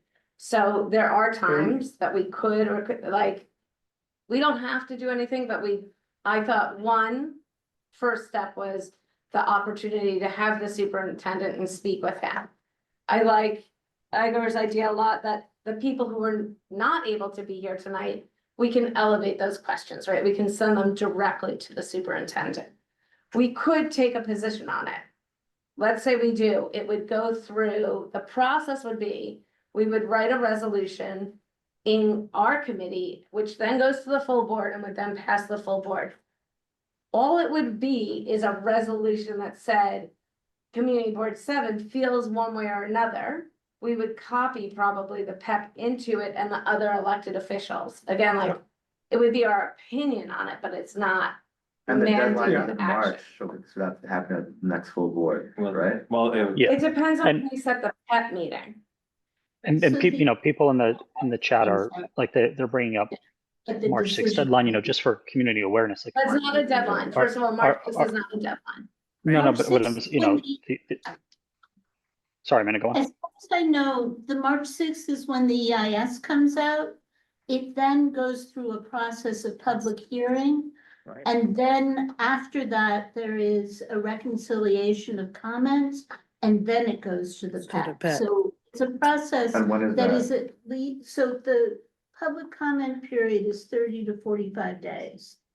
And then, so I think it's So if you no do the less math, than 45. From March 6th, it Yeah. has to be a minimum of 30 days, likely 45.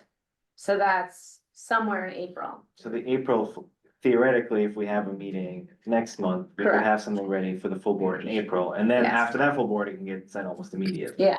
Okay. Just Okay. remind- That's one more full board meeting. The current chancellor has been very instrumental in constructing this plan. Yes. And I will say though, the other thing that happens with PEP until it's on the agenda or even until the actual meeting, sometimes they get pushed. Right. It's not a guarantee that it's gonna be, the May's meeting or the last meeting. Yeah, they will be. The deadline is set weirdly for the 6 months. It's a little, they have some kind of ugly space. But obviously, if you're talking about enrolling students and children in September, we would want as much time, although we don't control it, as they could possibly have. Go ahead, Dan. No, just to pick up on what Igor said, I think something constructive to do would be, instead of like bundling a bunch of questions and then just sharing them, is to ask the question from us about this dispute about which options were looked at, right? There's a clear disagreement about facts, and that when the superintendent made certain representations, there was an opportunity for engagement on that. So I would just say, I think in facilitating dialogue to present that specific question to the superintendent's team so that we get some clarity about that. At a minimum, I think that's consistent with our role and would be something constructive. That's the But last Dan, thing. but Dan, we have like to your point, the superintendent told us what the options were. He looked at it. If members of the public are saying otherwise, like that's a bit of hearsay, right? Like, that's a rumor mill. Like the authority that can comment, that we're asking for additional comment, has already told us that answer. He said it was three options. He told us what those three options were. Going back and asking, but was it really those three options? Like I get why we might want to like pacify people who are frustrated on this process, but the answer was given. If they don't like that answer, I don't know what else to tell you, but like, people disagreeing on facts, we've already appealed to the authority and the authority has told us what the facts are. There's not another level to it. I don't know. I just feel like unless someone feels strongly about like what our position should be on this issue, which personally, I don't think that like, I personally don't have one, but like, I think is worth bringing forward. I hear what you're saying, Michael, but in fairness, right, there was a glitch here, right? Some of these comments were percolating and the timing was off. And they didn't have a chance. They didn't have a chance to engage.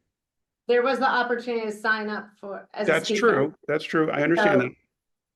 But I am And the happy, and I think we're happy to bring it, there is no skin off our back to bring questions forward. Right. Because when we start reading through all the comments, we may glean some more questions, right? So I think that could be helpful and productive to bring. We have a question about the footprint in JOA, what the changes are there. So I do think some of these details help us to clarify our thinking around it, right? So I'm happy to bring I do want to go through the comments and see what we can bring forward, because there might be stuff we didn't. That's all think I'm of. suggesting.